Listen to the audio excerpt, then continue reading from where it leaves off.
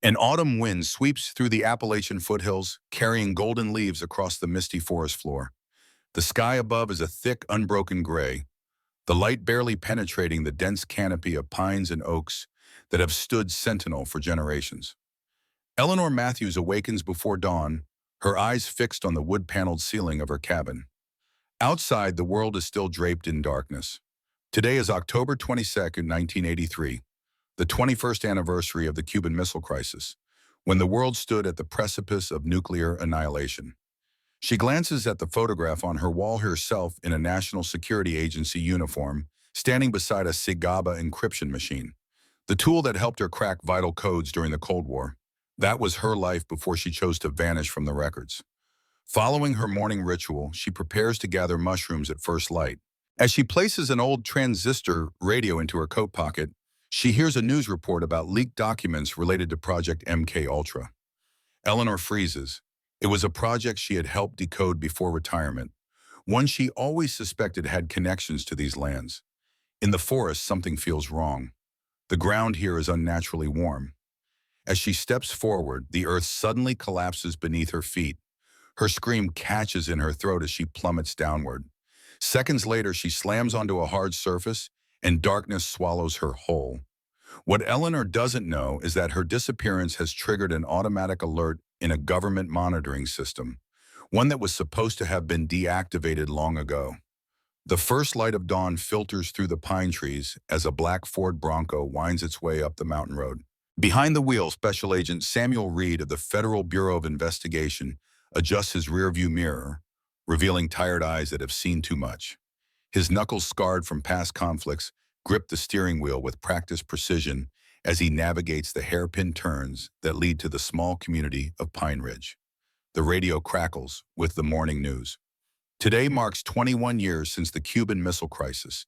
In Washington, the president will attend a memorial service honoring those who served during those 13 days of October 1962. Reed switches it off. He's heard enough about anniversaries. His mind is focused on the task at hand, investigating the disappearance of Eleanor Matthews, a 70-year-old resident who hasn't been seen in 3 days. Under normal circumstances, a missing elderly woman wouldn't warrant FBI attention, but Eleanor Matthews isn't just any senior citizen. The Bronco pulls into the gravel driveway of the local sheriff's office, a single-story building with peeling paint and an American flag hanging limply in the still morning air. Inside, Sheriff Tom Wilkins, a broad-shouldered man with a salt and pepper mustache, looks up from his desk. "Agent Reed, didn't expect the Bureau so quick." The sheriff extends a weathered hand. Reed shakes it firmly. "When a former NSA crypt analyst goes missing, we don't waste time."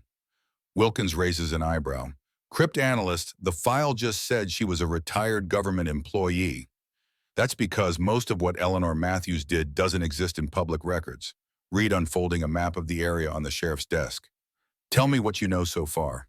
Wilkins points to a small X marked on the forest section of the map. "Her cabin's here. Neighbor checked on her when her dog kept barking. Door unlocked, breakfast, half-eaten on the table.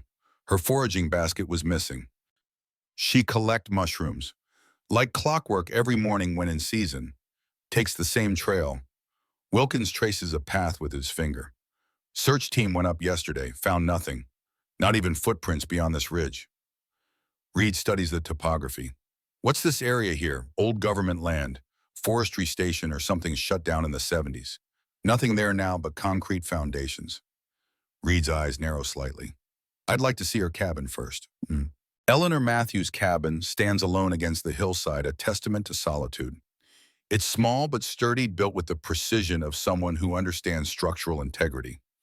As Reed approaches, a German shepherd barks from the porch, alert but not aggressive. "That's Kaiser," Wilkins says. "Her husband's dog. Won't leave the property." Inside the cabin reveals a life of disciplined simplicity. Bookshelves lined with technical manuals on cryptography and linguistics. A desk with a modified ham radio setup. Above it, photographs. Eleanor in her NSA uniform, standing beside military officials.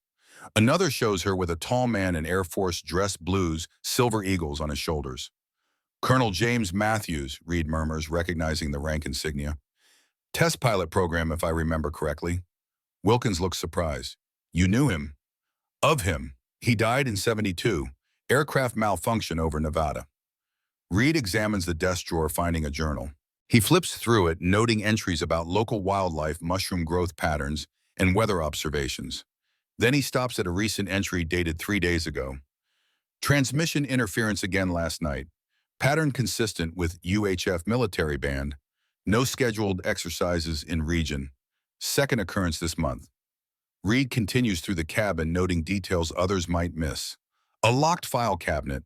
A bathroom medicine cabinet with prescription medications organized with military precision. A bookshelf with technical manuals on Cold War-era encryption systems. In the bedroom, something catches his eye. A small photograph tucked into the frame of the mirror. A younger Eleanor standing before what appears to be a mountain bunker entrance, accompanied by men in military uniforms. He carefully removes it, turns it over. Written in faded ink, Project Deep Horizon Briefing, 1962. Sheriff, was there ever a military installation called Deep Horizon in this area? Wilkins shakes his head. Not that I recall, just the forestry station I mentioned. Reed pockets the photograph, continuing his examination. On the kitchen table sits a half-finished cup of tea and a transistor radio. He switches it on, turning the dial slowly through static until he picks up a news broadcast discussing recently declassified MK Ultra documents. She have any family we should notify? Reed asks. None that anyone knows of. Colonel was her only family. No children. Reed nods, making mental notes. I'd like to see that ridge where the trail ends. The forest path winds through dense pines, occasionally breaking to reveal views of the valley below. Reed and Wilkins follow the well-worn trail, noting the occasional marker. Colored ribbons Eleanor had tied to branches to navigate her regular route. She came this way every morning, Reed asks, studying the ground. Like clockwork. Neighbors say she was more reliable than the mail service. The path gradually inclines, leading to a ridge overlooking a small valley. Here the search team had found nothing. No signs of struggle, no evidence of Eleanor continuing beyond this point. Reed kneels, examining the ground with practiced precision. The earth is soft, covered with pine needles and fallen leaves, but something seems off. He brushes away some of the ground cover, revealing darker soil beneath. This has been disturbed recently. He presses his palm against the earth. And it's warm. Warm? Wilkins looks skeptical. It's October in the mountains. Reed doesn't respond, continuing his examination. He moves several feet away, checking the soil temperature again. Normal. He returns to the first spot, now using a small folding tool to dig deeper. 6 inches down, he hits something solid. Not rock, metal. He clears more dirt away, revealing what appears to be a corroded metal plate. Sheriff, get the search team back up here, and I need ground-penetrating radar equipment. Wilkins stares at the exposed metal. What exactly are we looking at, Agent Reed? Reed brushes dirt from his hands. I believe we're standing on top of something that doesn't officially exist.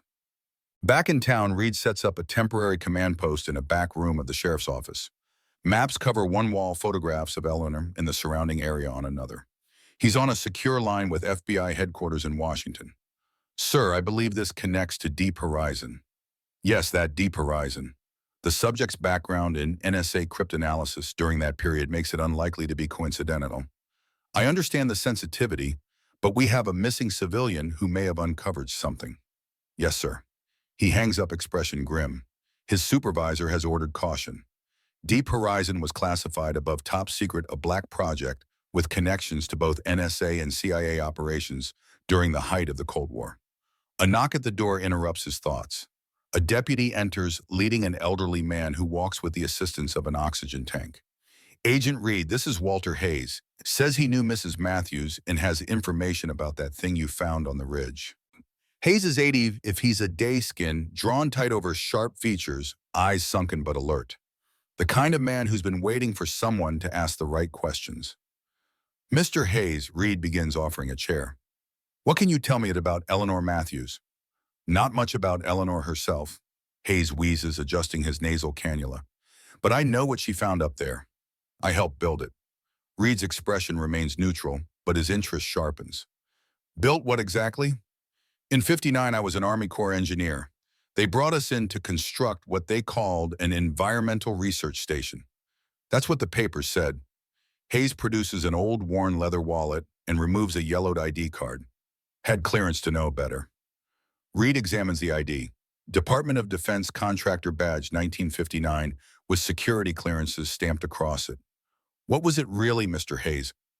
Underground facility, 3 levels deep into the mountain. Officially monitoring radiation patterns, seismic activity. Bunch of hokum for the paperwork. Hayes leans forward, lowering his voice. It was MK Ultra's son, a testing site. Reed maintains his professional demeanor, but internally pieces begin falling into place. You're saying the government built a facility for mind control experiments here in Pine Ridge, not in town, isolated. They chose the location carefully. Remote controllable access, small population to observe. Hayes's breathing becomes labored, and he takes a moment with his oxygen. Started under Eisenhower, expanded under Kennedy. After the missile crisis, they ramped up operations. Something changed. What happened to the facility? Officially decommissioned in '74, sealed the entrances, removed the equipment, buried the records. Or so they said. Hayes fixes Reed with a steady gaze. But some things don't stay buried, Agent Reed, especially when they're still active. Active, you're suggesting the facility is still operational. I'm suggesting someone returned to it, started after that Russian satellite crashed last year. Strange vehicles on the forest roads at night, electrical disturbances. Hayes pulls out a folded paper from his shirt pocket, a hand-drawn map. Main entrance was here where you found the plate. Emergency exit here through the old mine shaft. And there's a third entrance, one that wasn't on the official blueprints. Reed studies the map. Why are you telling me this? Because I'm dying, Agent. Lung cancer. 3 months, maybe less. Hayes taps his oxygen tank. Worked with asbestos and God knows what else down there. I've carried these secrets too long. And if Eleanor found her way in, she's in danger. From what, not what? Hayes stands slowly. Find the third entrance. That's where they'd keep her. As darkness falls, Reed returns to Eleanor's cabin, flashlight in hand. This time he's looking for something specific.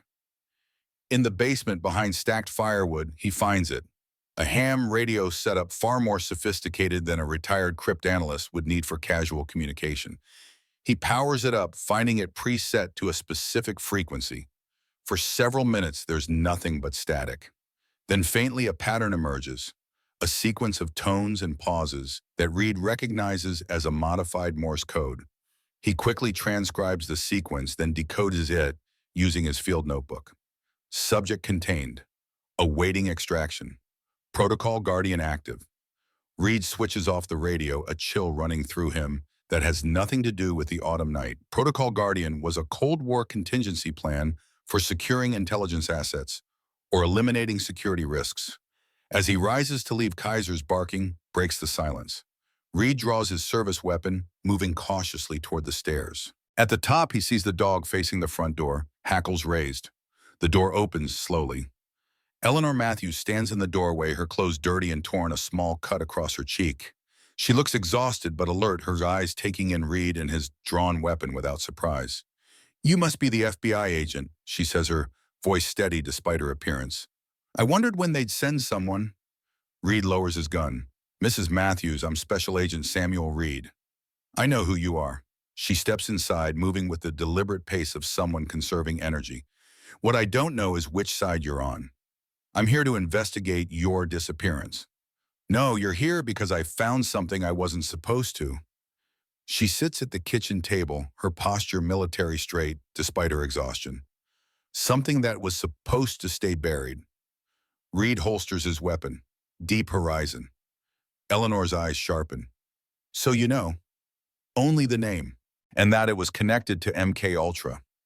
"It was more than that." She reaches for the transistor radio on the table, turning it on and raising the volume to create background noise, an old counterintelligence technique. Deep Horizon wasn't just about mind control. It was about creating human guardians for the nuclear age. Guardians, people programmed to function after a nuclear strike, to protect what remained. She leans forward. "I helped develop the encoding system for selecting subjects, rural communities, isolated populations. People no one would miss." Reed sits across from her. You're saying American citizens were taken for these experiments. Not just taken, transformed. Eleanor's gaze is unflinching. I didn't know the full scope then. I was NSA focused on creating unbreakable codes to identify potential subjects, psychological profiles disguised as environmental data. And you've been living here where the experiments took place. I came here after James died, or after they told me he died. She looks toward the window. I knew something wasn't right about his accident. He'd been asking questions about certain projects, including this one. Then his plane went down during a routine test flight. You think his death was connected to Deep Horizon? I came here to find out, bought this cabin, established a cover as a reclusive widow, started looking for evidence. She returns her attention to Reed. Took me years to locate the facility. 3 days ago, I finally found a way in. What did you see down there? A nightmare we created. Eleanor stands moving to a hidden panel in the floor that Reed had missed. She removes a metal box, opens it with a key from around her neck. Inside are photographs, documents, and a small electronic device. The facility wasn't abandoned, Agent Reed. It was repurposed. She lays out photographs showing underground corridors, laboratories, and what appears to be monitoring equipment. They're still watching the town, still collecting data, but not for the same purpose. Who's they? That's what we need to find out. She holds up the electronic device.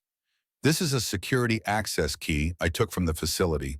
It contains data on current operations, but I can't decode it, not alone. Reed studies the device. You want my help? I need someone with clearance in resources, someone who can get this information to the right people. She fixes him with a steady gaze. But first I need to know whose side you're on, because once we start this, there's no turning back. Reed considers his options. His orders were to locate Eleanor Matthews and determine if she had accessed classified information, not to help her expose government secrets. But something about this situation doesn't add up. The continued operation of a supposedly decommissioned facility, the surveillance of American citizens, the possible connection to the death of a decorated Air Force officer. I'm on the side of the truth, Mrs. Matthews. He takes out his phone. Let me make a call. In a secured conference room at FBI headquarters in Washington, Assistant Director Robert Keller reviews Reed's preliminary report with growing concern. Cold War black projects falling under renewed operation would trigger oversight committees, congressional investigations, and potential international incidents. He picks up a secure line. Get me NSA Director Phillips. Tell him it's about Deep Horizon. Within an hour, representatives from 3 agencies convene: FBI, NSA, and reluctantly CIA. The tension in the room is palpable. This should have stayed buried, CIA Deputy Director Warren Chambers says, reviewing the photographs Eleanor provided. Your agent has stirred up a hornet's nest. My agent is investigating the disappearance of an American citizen, Keller responds evenly, who appears to have uncovered ongoing domestic surveillance operations without congressional oversight. NSA Director Phillips, a stern woman in her 60s, studies the security key. This technology is current, not Cold War era. Someone has reactivated the Deep Horizon protocols. The question is who, Keller says, and why now? That facility was officially decommissioned, Chambers insists. If someone's operating there, it's not with agency approval. Then you won't mind if we investigate further, Keller challenges. After tense negotiations, a compromise is reached. Reed will continue his investigation with NSA support, specifically an NSA agent familiar with the original Deep Horizon project.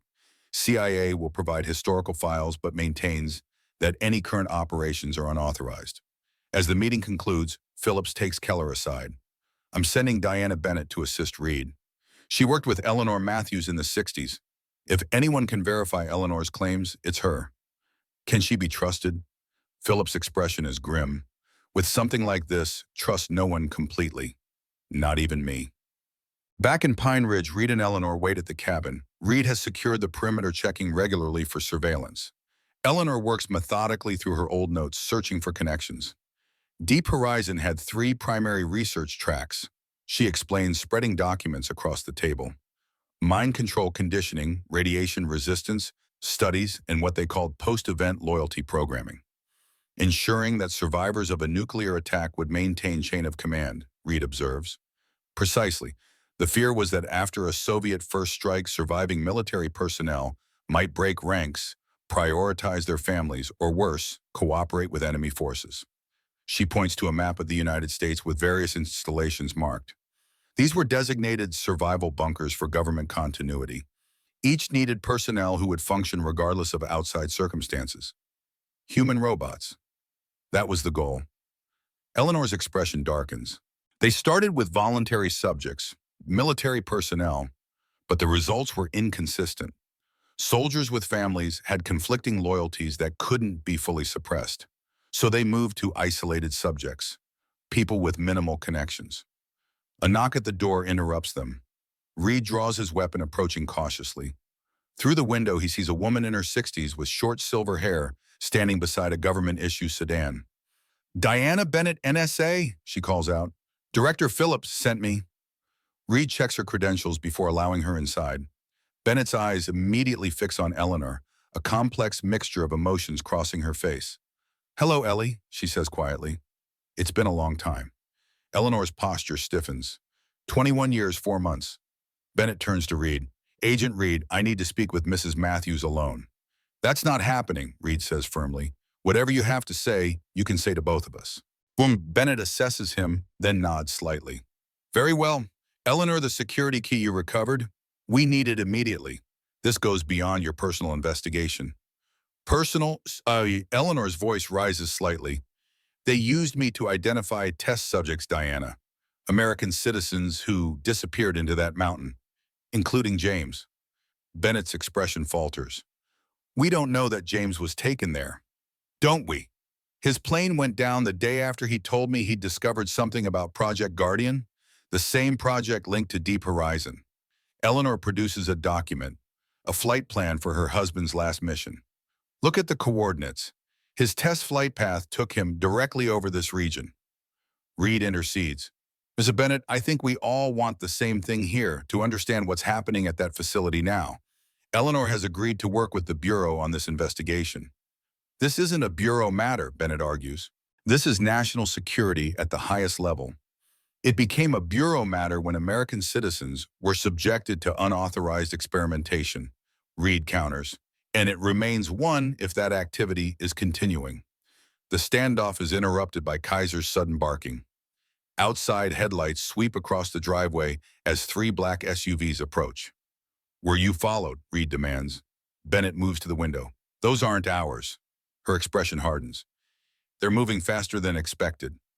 Eleanor quickly gathers her most critical documents. "We need to leave, now." Reed leads them to the back door as men in tactical gear begin to surround the cabin. There's a trail through the woods leads to an old hunting cabin. We can regroup there. As they slip into the darkness of the forest, the sound of the cabin door being breached echoes behind them. Eleanor clutches the security key tightly, her face set with determination. "This is just the beginning," she says quietly. "They won't stop until they recover everything I took from that facility." "What exactly did you find down there, Eleanor?" Bennett asks as they navigate the dark trail. "Not what. Who?" Eleanor's voice is tight with emotion. "There's a boy, living in the lower levels. He called me by name before I ever saw him." "A child in the facility?" Reed questions. "Not just any child." Eleanor pauses, her silhouette stark against the moonlit forest. "He has James's eyes, exactly his eyes, and he said he's been waiting for me to find him." Bennett stops cold. "That's impossible. The genetic program was theoretical, never implemented." "Then someone continued the work after the official shutdown," Eleanor responds, "because that boy is no more than 12 years old, and James has been dead for 21 years. Reed looks between the two women, the implications sinking in. "Are you saying this child is—" "I don't know what he is," Eleanor says. "But he knew things only James would know. Called me Sparrow, James's nickname for me that wasn't in any file." Bennett's professional demeanor cracks slightly. "We need to go back down there, see this for ourselves." "That's exactly what I plan to do," Eleanor says. "But first we need to understand what we're dealing with." As they continue through the forest, the distant sound of helicopters breaks the night silence. The hunt has begun. Dawn breaks over the mountains as Reed, Eleanor, and Bennett reach the hunting cabin, a small rustic structure, well hidden among dense pines. Reed secures the perimeter while Bennett establishes a secure communication line using equipment from her vehicle. Eleanor spreads her documents across a rough wooden table. The facility has 3 levels. Main entrance is here where I fell through. Emergency exit through the old mine shaft here. And a third entrance that only senior personnel knew about, through the water management station 2 miles north. How did you access the facility? Reed asks. The main entrance sealed improperly. Soil erosion created a weak point that collapsed under my weight. She points to a schematic. I made my way to the second level where I found the monitoring system still active. They've been watching the town collecting data on residents. For what purpose? Bennett asks. I believe they're still identifying potential subjects. Eleanor reveals a wall calendar she photographed inside the facility. Look at the dates marked. Each corresponds to when someone from town reported memory loss, disorientation, or unusual dreams. Reed studies the calendar. Classic signs of chemical interrogation or memory manipulation. Exactly. Eleanor hesitates, then continues. On the third level, I found the laboratories. And the boy. Describe him again, Bennett presses. Approximately 12 years old. Thin, pale, as if he's never seen sunlight. But alert, intelligent. He knew my name, knew details about James. Eleanor's voice wavers slightly. He said he was made here. His exact words. Reed and Bennett exchange glances. The original Deep Horizon included theoretical work on genetic engineering. Bennett admits reluctantly. Creating humans with enhanced radiation resistance for post-nuclear scenarios. But it never progressed beyond preliminary research. Someone continued it, Eleanor insists, and I think they used James's genetic material. Reed considers the implications. If this child is what you suggest, some kind of genetic experiment using your husband's DNA, then his existence would be highly classified. It would explain the CIA's response to your discovery. There's more. Eleanor produces a final photograph, a wall of surveillance images showing various townsfolk, with one image prominently featured Reed himself stepping out of his vehicle at the sheriff's office. They were expecting you, she says, which means someone knew I'd be found and assumed the FBI would investigate. The implications hang in the air. Either Reed's mission was anticipated by whoever runs the facility, or someone in the federal government knew about the operation, and Reed's assignment was part of a larger plan. Before they can discuss further, Bennett's secure phone rings. Her expression darkens as she listens. Understood. She hangs up. CIA has established a perimeter around the mountain. They're claiming a chemical spill from an old storage facility evacuating residents within a 5-mile radius. They're containing the situation, Reed realizes, creating cover to secure the facility. And us, Eleanor adds grimly. Bennett turns to them. My superior is sending a team. NSA wants to secure the facility before CIA can remove the evidence. So we're caught between rival agencies, Reed concludes. Perfect. We have one advantage, Eleanor says, holding up the security key. This doesn't just contain data, it's an access key to the third level. Without it, they can't reach the laboratories or the boy. Reed checks his weapon. Then we move first, get back into the facility before either team can secure it, find evidence of what's happening, and if possible, locate this child. The water management station, Eleanor suggests. The third entrance. It won't be as heavily monitored. Bennett nods reluctantly. I can delay my team's arrival by a few hours. Give you a head start. You're not coming, Reed questions. I'll serve as your external contact. If you don't report by scheduled intervals, I'll send in the NSA team. Bennett looks at Eleanor. Find the truth, Ellie, for James.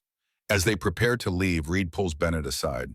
If this goes south, there's a secure server where I've uploaded preliminary findings. Password is Guardian 1983. Make sure it reaches the right people. Bennett studies him with newfound respect. You don't trust your own agency either. In my experience, Ms. Bennett, the truth rarely belongs exclusively to any one agency. Reed checks his tactical gear, especially when it's been buried this long. The water management station stands half hidden in the dense forest, its concrete structure weathered by decades of exposure. Reed approaches cautiously, scanning for surveillance equipment or guards. So far, the CIA perimeter hasn't extended to this remote location. Eleanor leads them to a maintenance door partially concealed by overgrowth.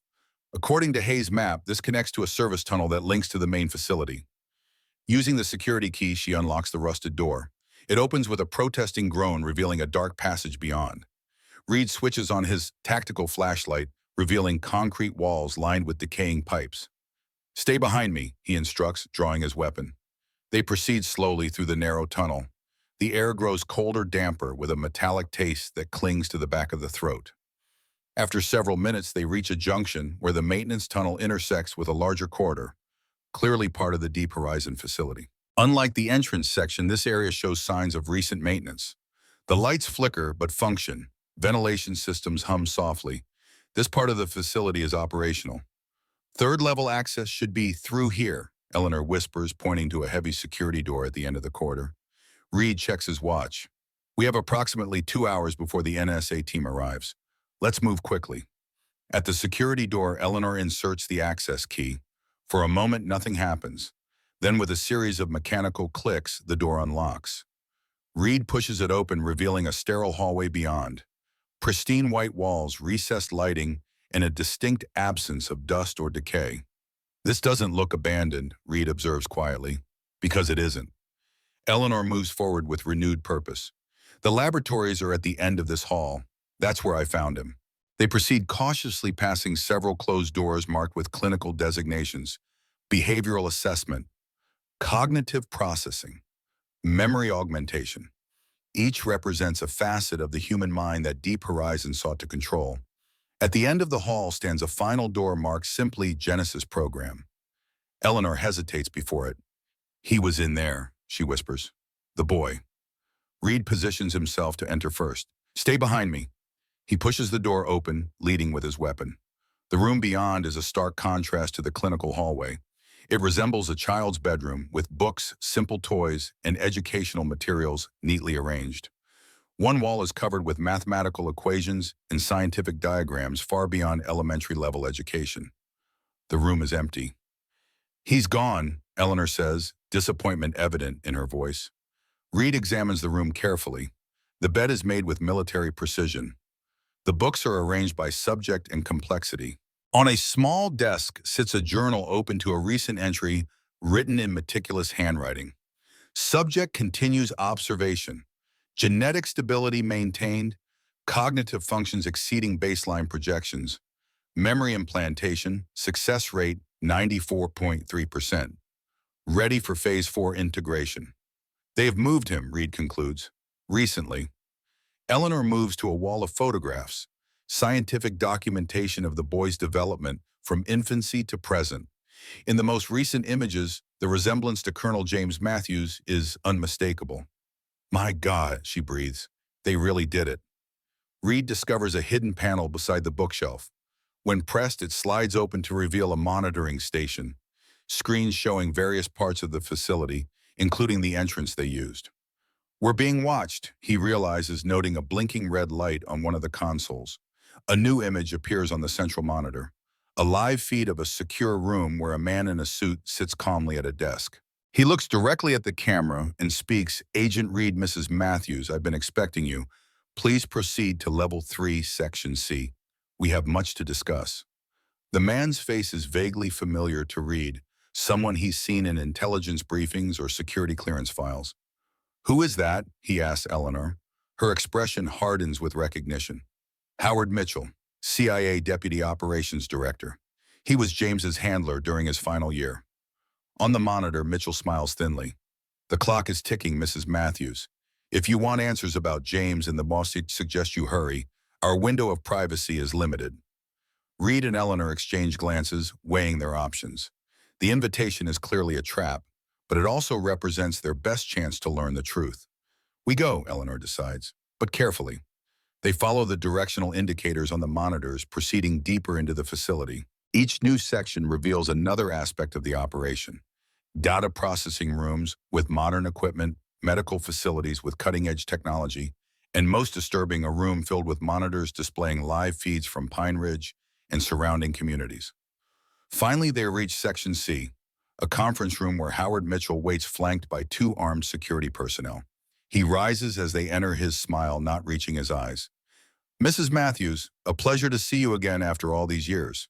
He turns to Reed. Agent Reed, your reputation precedes you.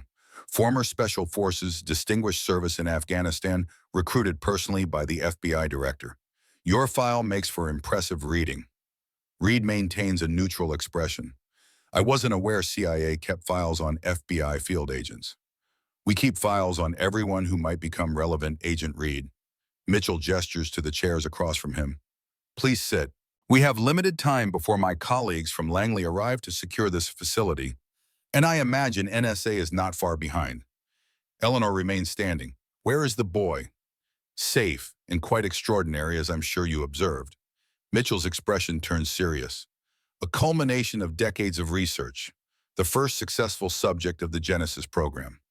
Created using my husband's DNA, Eleanor states flatly. James was an ideal candidate. Peak physical condition, exceptional cognitive abilities, and a genetic profile resistant to radiation effects. Mitchell studies her reaction. His plane didn't crash by accident, Mrs. Matthews. He discovered this facility and the nature of our work here. He became a security risk. Eleanor's composure doesn't waver, though her eyes harden. So you murdered him? No, we gave him purpose. Mitchell presses a button on the table. A section of the wall slides away, revealing a window into an adjacent room. Inside stands a boy of about 12 with dark hair and piercing blue eyes, the same eyes as the man in Eleanor's photographs. He studies them with unnerving intensity. Subject 12, genetically engineered using James Matthews' DNA as a foundation with specific modifications for enhanced cognitive processing, radiation resistance, and accelerated growth. Mitchell speaks with clinical detachment. The future of our national security in a world where nuclear threat remains ever present. Reed keeps his weapon ready but lowered. Human experimentation is illegal under U.S. law and international treaties, which is why officially this program doesn't exist. Mitchell turns back to Eleanor. You helped create the selection algorithms, Mrs. Matthews. The cryptographic systems that identified ideal candidates for the original MK Ultra experiments. Did you never wonder why we were so interested in genetic markers within that data? Eleanor's expression reveals nothing, but her voice carries decades of controlled anger. I was told it was to identify subjects with natural resistance to chemical interrogation, to protect our agents in the field. A partial truth, we were mapping genetic resilience, identifying traits that could be isolated and enhanced. Mitchell gestures toward the boy. The Cold War never ended, Mrs. Matthews. It merely evolved. Russia, China, North Korea, all pursuing similar programs. We cannot afford to fall behind. So you created him, Eleanor says, looking at the child. Does he even know what he is? He knows he's special, that he has a critical role to play in our nation's future. Mitchell straightens his tie. Now I'm prepared to offer you both a choice. Join us, help refine the program. Your expertise would be invaluable, Mrs. Matthews. And Agent Reed, your field experience would help prepare the subjects for real-world deployment. Subjects, there are more. Reed questions. Subject 12 is the first success, but phases for wider implementation are already underway. Mitchell's smile returns cold and calculating. The alternative is less pleasant. This facility will be sanitized within 24 hours. All evidence eliminated, including witnesses. Eleanor moves closer to the window, studying the boy who carries her husband's genetic legacy. The boy meets her gaze without blinking. He called me Sparrow, she says quietly. How would he know that name? Ah, yes. Mitchell nods. Murray implantation. We harvested what we could from James before the final procedures. Selective memories, emotional attachments, key experiences, all transferred to create psychological continuity. Eleanor turns back to Mitchell, her expression now deadly calm. You didn't just take his DNA, you took his memories, his identity. And we preserved what was valuable, Mitchell corrects. James Matthews lives on in Subject 12. His service to his country continues. Reed steps forward. Where are the other children? There are no other children yet, only prototype specimens. Mitchell checks his watch. I need your answer. The security teams will reach this facility within the hour. Eleanor looks once more at the boy, then back to Mitchell. I want to speak with him. I'm afraid that's not possible at this stage. His conditioning is still being stabilized. Then my answer is no. Eleanor's voice is steel. And I'm taking him with me. Mitchell sighs. I expected as much from you. Sentiment always was your weakness. He turns to Reed. And you, Agent, Reed's expression hardens. I think you already know my answer. Disappointing but not surprising. Mitchell presses another button on the table. The armed guards raise their weapons. Security Protocol Epsilon is now in effect. Please surrender your weapon, Agent Reed. Reed doesn't move to comply. You won't get away with this, Mitchell. Too many people already know. Know what exactly that a reclusive elderly woman with a history of mental health issues went missing, that an overzealous FBI agent exceeded his authority investigating a decommissioned government facility. Mitchell's confidence is absolute. By tomorrow, this facility will be empty. Subject 12 will be relocated to a more secure location, and you both will have unfortunately perished in a tragic accident during your unauthorized exploration of unsafe abandoned military infrastructure. Before either can respond, alarms suddenly blare throughout the facility. The monitors on the wall flash with security warnings. Perimeter breach, multiple locations. Mitchell's composure slips. What the hell? One of the guards receives a message through his earpiece. Sir, we have multiple teams entering the facility.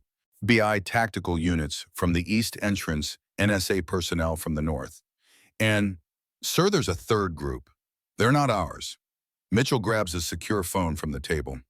This is Mitchell. Initiate Protocol Omega. Secure the Genesis subject and prepare for immediate evacuation. In the confusion, Reed sees their opportunity. He moves suddenly, tackling one of the guards while simultaneously drawing his weapon. The second guard turns to fire, but Eleanor, with surprising agility for her age, grabs a metal paperweight from the table and strikes him in the temple. Mitchell reaches for a weapon in his desk drawer, but Reed is faster, training his gun directly at the CIA officer's head. Don't, Reed warns. Hands where I can see them. Through the window, they see additional guards entering the room containing Subject 12, preparing to move him. We need to reach him, Eleanor says urgently. Reed secures Mitchell with zip ties from his tactical gear. This facility is about to become very crowded. We need to move now. As they exit the conference room, the facility descends into chaos. Alarm systems wail, emergency lights pulse red, and the sounds of confrontation echo through the corridors as rival agency teams converge. Reed leads Eleanor toward the containment room where the boy is being held. They encounter two guards in the hallway, but Reed neutralizes them efficiently with practiced hand-to-hand combat techniques. When they reach the containment room, they find it empty. A door at the rear stands open, revealing a narrow service tunnel beyond. They're evacuating him through the emergency exits, Reed realizes. Eleanor spots something on the floor, a small metal object gleaming under the emergency lights. She picks it up, a military dog tag. On one side, the name, Matthews James A. On the other, hand written in marker, Remember Sparrow. He left this for me, she says, clutching it tightly. He wants to be found. Here, Reed checks the service tunnel. This leads to the old mine shaft. If we hurry, we can intercept them before they reach the surface. As they navigate the narrow passage, the sounds of the facility lockdown fade behind them. The tunnel slopes upward, poorly lit by widely spaced emergency bulbs that cast more shadows than light. Why three teams? Eleanor asks as they move FBI, NSA, and who else unknown, Reed admits. But it suggests someone else has interest in Deep Horizon. They reach a junction where the passage splits. Reed examines both options, noting signs of recent passage in the left tunnel. This way, he indicates. The tunnel narrows further, forcing them to proceed single file. Ahead, they hear voices, terse commands being issued with military precision. Reed signals Eleanor to stop as they approach a wider section where the tunnel opens into what appears to be an old mining operation room. Through a partial opening, they can see Mitchell supervising as two guards prepare the boy for transport. The child's expression remains unnervingly calm. We need a distraction, Reed whispers. Eleanor reaches into her pocket, producing a small device. I took this from the monitoring station. It's a remote access trigger for the facility systems. Reed nods his understanding. Eleanor activates the device, selecting the emergency protocols option. Immediately, sprinkler systems throughout the facility activate and backup generators shut down, plunging sections into darkness. In the confusion, Reed moves. He enters the room with tactical precision, neutralizing the first guard with a swift strike. The second guard turns to fire, but Mitchell shouts, Don't shoot. You'll hit the subject. Reed uses the hesitation to disarm the second guard. Mitchell draws his own weapon, but Eleanor emerges from the shadows behind him, pressing a scalpel she'd acquired from a medical bay to his neck. "Don't move, Howard," she says, her voice deadly calm. "I've waited 21 years for this moment." The boy watches the scene unfold with analytical detachment. When his eyes meet Eleanor's, something shifts in his expression, a flicker of recognition, perhaps even emotion. "Sparrow," he says, his voice a haunting echo of James Matthews. Eleanor maintains her hold on Mitchell, but addresses the boy. "Do you know who I am?" "Eleanor Matthews, wife of Colonel James Matthews, born April 17, 1913 in Hartford, Connecticut. NSA cryptanalyst, 1952 to 1972. You like gardening, classical music, and you make the best apple pie in 3 counties." The boy recites the facts with precision, then adds with a different inflection, "You're my sparrow."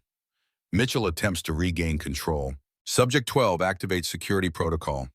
Eleanor presses the scalpel harder. "Finish that sentence and it will be your last." Reed secures the remaining guard, then approaches the boy. "What's your name, not your designation?" "Your name." The boy hesitates, something like confusion crossing his features. "They call me 12, sometimes Subject J." He looks at Eleanor. "But I remember Jamie. He called me Jamie." "James's middle name was Alexander," Eleanor says softly. "We always said if we had a son, we'd call him Jamie." The moment is interrupted by the sound of approaching footsteps, multiple teams converging on their location. "We need to move," Reed urges. "No one is going anywhere," comes a new voice from the tunnel entrance. A tactical team enters, weapons raised, led by a woman Reed recognizes from intelligence briefings, Diana Bennett. Behind her comes a second team, led by FBI Assistant Director Keller. Both teams secure the perimeter, weapons trained on Mitchell and his guards. "Agent Reed," Keller acknowledges, "I see you've been busy." "Sir, we've uncovered an active human experimentation program," Reed reports, "using genetic material from deceased military personnel without consent." Bennett approaches Eleanor, who still holds Mitchell at scalpel point. "It's over, Ellie. We have him." Eleanor doesn't lower the blade. "Do we? Or will he disappear into another black site along with the boy?" "The boy comes with us," Bennett states firmly. "NSA has primary jurisdiction over Deep Horizon technology." "The hell you do," Keller objects. "This is a domestic criminal investigation now. Human experimentation on U.S. soil." Mitchell laughs despite his precarious position. "You're all missing the bigger picture. We're at war, a silent war for the future. Russia has their program, China has theirs. If we stand down, we lose everything." "What we lose is our humanity," Eleanor says. "Our soul as a nation." A third team enters from another tunnel, different tactical gear unmarked. Their leader steps forward, removing his helmet to reveal Walter Hayes, no longer the frail old man who needed an oxygen tank. He stands straight, his eyes clear and focused. "Military intelligence," he announces, "under direct presidential authority." The room freezes in a standoff, 4 factions each claiming authority, each with weapons drawn. Hayes approaches the boy. "Hello, Jamie. Do you remember me?" The boy studies him carefully. "Mr. Hayes, you taught me chess." Hayes nods, a gentle smile forming. "That's right. You beat me in 6 moves last time." He turns to address the room. "This facility and its research are now under presidential oversight. A special committee has been formed to investigate the ethical implications and determine next steps." He faces Mitchell directly. "Including prosecution for unauthorized continuation of terminated programs." Mitchell's arrogance wavers for the first time. "You can't just shut this down. We're too close to breakthrough applications." "That decision is no longer yours," Hayes states firmly. He turns to Eleanor, who still holds the scalpel. "It's over, Mrs. Matthews. Justice will be served. I give you my word." Slowly, Eleanor lowers the blade. "And the boy," Hayes looks at Jamie, "that's something we need to discuss. He deserves a life, not an existence as a research subject. But his situation is unprecedented." Eleanor moves to Jamie's side, protective. "He stays with me. James would want that."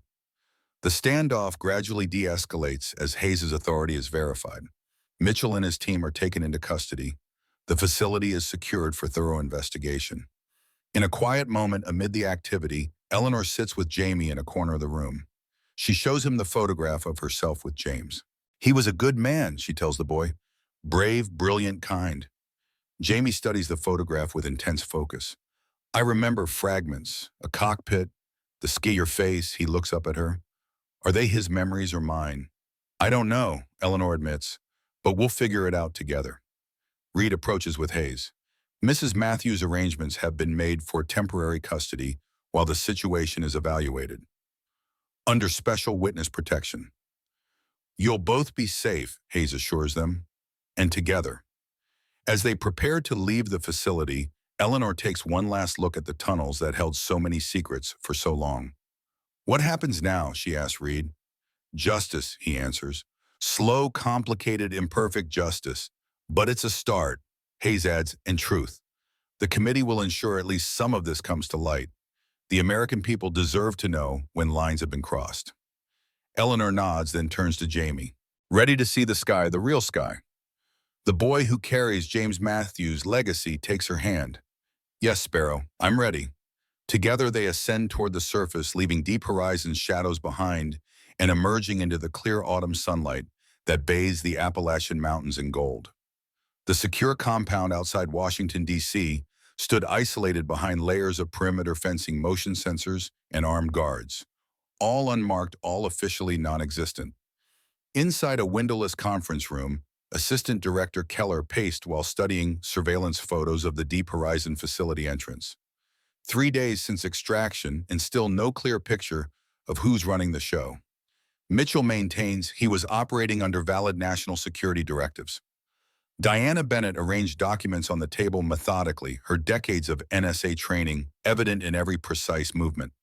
Mitchell's lying. I've reviewed every presidential finding and national security directive related to human experimentation.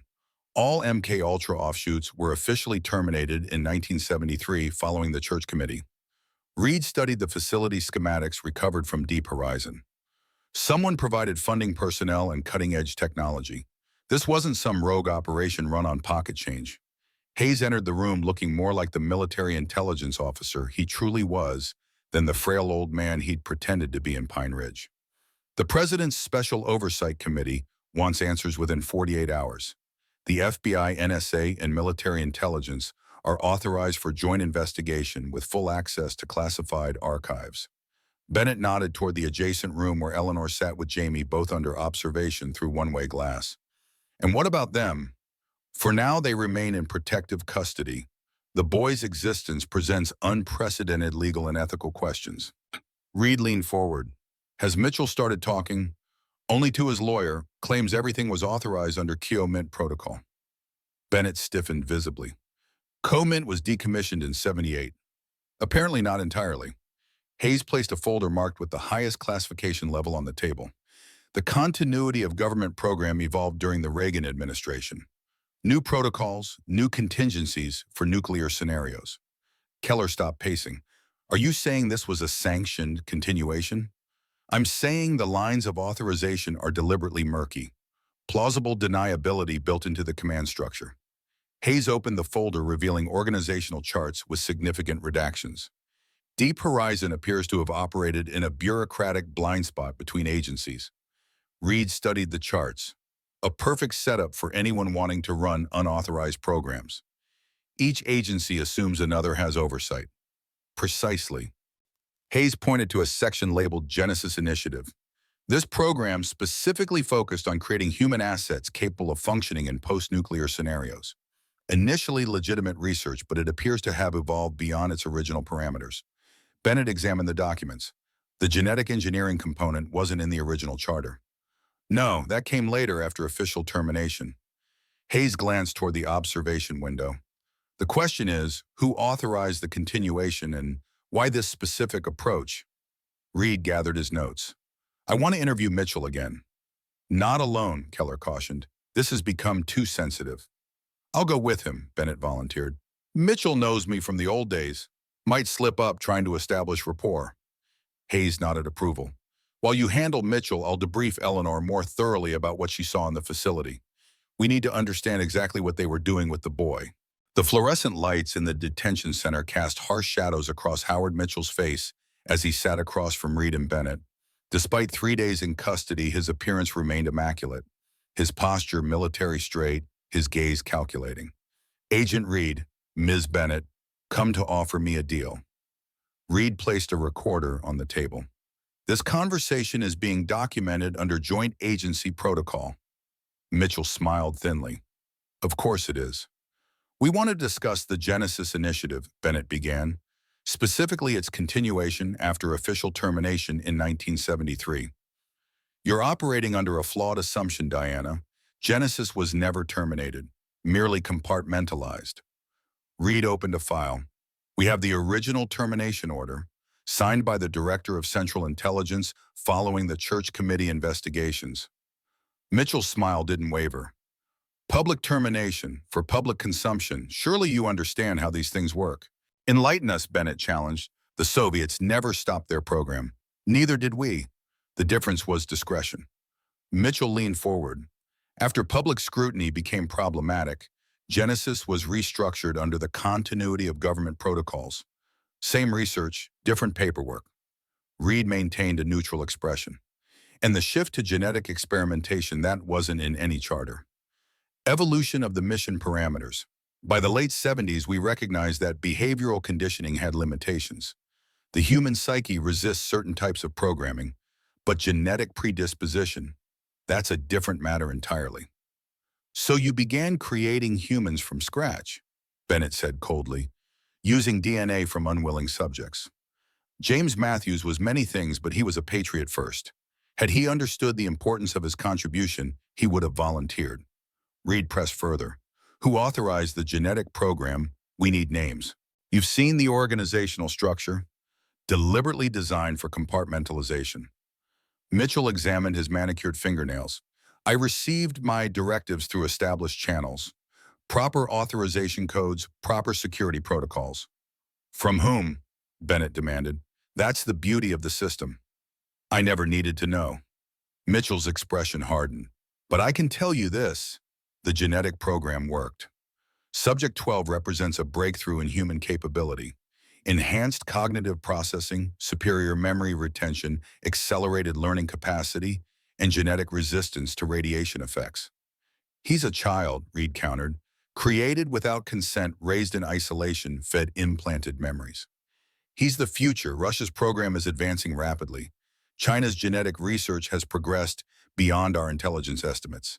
The DPRK has allocated significant resources to similar initiatives. Mitchell's conviction was absolute. We face existential threats that conventional responses cannot address. Bennett shifted tactics. Tell us about the surveillance operation in Pine Ridge. Why continue monitoring the local population? Longitudinal data collection. The original test subjects provided baseline genetic markers. Their descendants offer valuable comparison data for genetic drift analysis. Reed processed the implication. You're saying the entire town is part of the experiment for generations. Not the entire town. Select family lines, those with specific genetic traits of interest. Mitchell's clinical detachment was chilling. The beauty of rural communities. Limited migration, traceable lineages, controlled variables. Bennett concealed her disgust behind professional composure. And Eleanor, why was she under surveillance? Initially as a security precaution, her cryptanalysis skills made her dangerous if she ever discovered the truth. Later, her genetic profile proved relevant to our research. Mitchell studied Bennett's reaction. Her resistance to certain chemical compounds is quite remarkable, similar to her husband's natural radiation resistance. That's why you let her live in Pine Ridge, Reed realized. She was still part of the experiment. Everyone serves in their own way, Agent Reed. Mitchell straightened his cuffs, a habitual gesture. Some knowingly, some unknowingly. Reed changed direction. The third team at the facility, military intelligence under Hayes. Were they expected? Mitchell's expression flickered briefly, the first genuine reaction. Hayes was an unexpected complication. You didn't know military intelligence was monitoring Deep Horizon. Walter Hayes was removed from project oversight in 1969. His reappearance suggests. Mitchell stopped himself, recalculating. Let's just say the situation has more players than anticipated. Bennett pressed the advantage. Who else knows about the Genesis program, current administration officials, Pentagon NSA? The need-to-know list is appropriately limited. Mitchell regained his composure. But understand this, certain programs transcend administrations. They exist in the shadows between official transitions of power. Necessary shadows. Reed stood. I think we're done for now. As they prepared to leave, Mitchell called after them. You think you're investigating a rogue operation, but you're merely seeing the tip of a much larger architecture. This goes beyond agencies, beyond administrations. It's about national survival. Bennett paused at the door. We'll be the judge of that. Mitchell's final words followed them into the corridor. Just ask yourself, if Hayes knew about Deep Horizon all along, why wait until now to intervene? In the observation room, Eleanor sat beside Jamie, gently guiding him through memory exercises designed to distinguish between his own experiences and those implanted from James Matthews. The fishing trip you described, catching brook trout in the Connecticut River. Can you remember the temperature that day? What you were wearing? Jamie concentrated, his brow furrowing. It's fragmented. I remember the sensation of the rod in my hands, the weight of the fish, but not the weather, not what I wore. That suggests an implanted memory, emotional content without contextual details. Eleanor made notes in a journal. Now try the chess game with Dr. Hayes. You said you beat him in 6 moves. Queen's Gambit opening. He made a mistake on move 4, advancing his knight prematurely. Jamie's recall was immediate, precise. I was wearing the blue facility scrubs. The room temperature was 68 degrees Fahrenheit. Dr. Hayes had coffee, black, no sugar. I could smell it. That's your own memory, rich with sensory details. Eleanor smiled encouragingly. You're getting better at distinguishing them. Hayes entered carrying a file folder. Mrs. Matthews, if you don't mind, I'd like to ask Jamie some questions about the facility procedures. Eleanor's protective instinct surfaced. He's not a subject for interrogation. Not interrogation, clarification. Hayes sat across from them. Jamie, I need to understand what they were preparing you for, the training protocols, the simulations they ran. Jamie looked to Eleanor, who nodded permission. Primary conditioning focused on survival scenarios. Radiation exposure protocols, secure communication systems, command chain preservation. Jamie recited with unsettling precision. Secondary conditioning involves strategic asset evaluation and preservation prioritization. In simpler terms, Eleanor prompted, I was trained to identify which people and resources to save after a nuclear strike. Who lives, who doesn't, based on value metrics. Jamie's clinical description belied the moral horror of the task. Tactical battlefield triage expanded to national scale. Hayes proceeded carefully. Were there others like you in the facility? No functional others. Previous attempts failed to achieve viability beyond early developmental stages. Jamie's expression remained neutral, but his hands tightened slightly. I saw the storage units. 17 attempts before me. Eleanor placed a steadying hand on his shoulder, her anger barely contained. They showed him his predecessors as motivation. Hayes maintained professional composure, though his disgust was evident. Jamie, did they ever mention operational deployment, when or how you would be utilized? Final integration was scheduled for my 13th birthday, 147 days from now. Jamie's precision was mechanical. I would be transported to a secure facility designated Raven Rock Alternative for final conditioning and assignment to a continuity of government team. Raven Rock Alternative. Hayes exchanged a concerned glance with Eleanor. You're certain of that designation? Yes. Facility documents reference coordination with Site RALT repeatedly. Jamie tilted his head slightly. Is that significant? Hayes didn't answer directly. One last question. Did you ever hear mention of something called Oracle Protocol? Jamie's reaction was subtle but immediate. A slight dilation of pupils, increased respiration. That designation was classified above my access level. I heard it only once when Director Mitchell was speaking with someone on a secure line. They discussed Oracle Protocol activation timeline and asset preparation requirements. Hayes nodded, making notes. Thank you, Jamie. You've been very helpful. As Hayes prepared to leave, Eleanor followed him to the door. What is Oracle Protocol? I'm not entirely sure, Hayes admitted quietly, but it appears in some of the highest classification documents related to nuclear response scenarios. Always redacted even at my clearance level. And Raven Rock Alternative. Raven Rock Mountain Complex is a known continuity of government facility in Pennsylvania, but I've never heard of an alternative site. Hayes's concern was evident. Whatever they were planning for Jamie goes beyond anything in the official record. Eleanor's expression hardened. This isn't over, is it?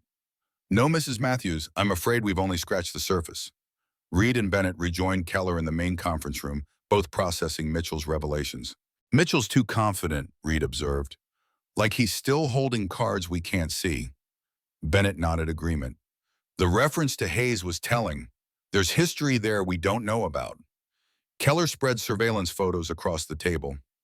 Recent images of the Deep Horizon facility perimeter showing increased security. CIA has established a quarantine zone around the entire mountain. Environmental hazard containment is the official story. Destroying evidence, Bennett concluded, or protecting something we didn't find. Reed studied the images. The facility was extensive. We only accessed portions of it. Hayes entered immediately, sensing the tension. Mitchell was forthcoming. In his way, Bennett replied, suggested the Genesis program has continued with authorization just through channels designed for plausible deniability. And implied that your involvement wasn't coincidental, Reed added, watching Hayes carefully. Hayes considered this before responding. My history with Deep Horizon is complicated.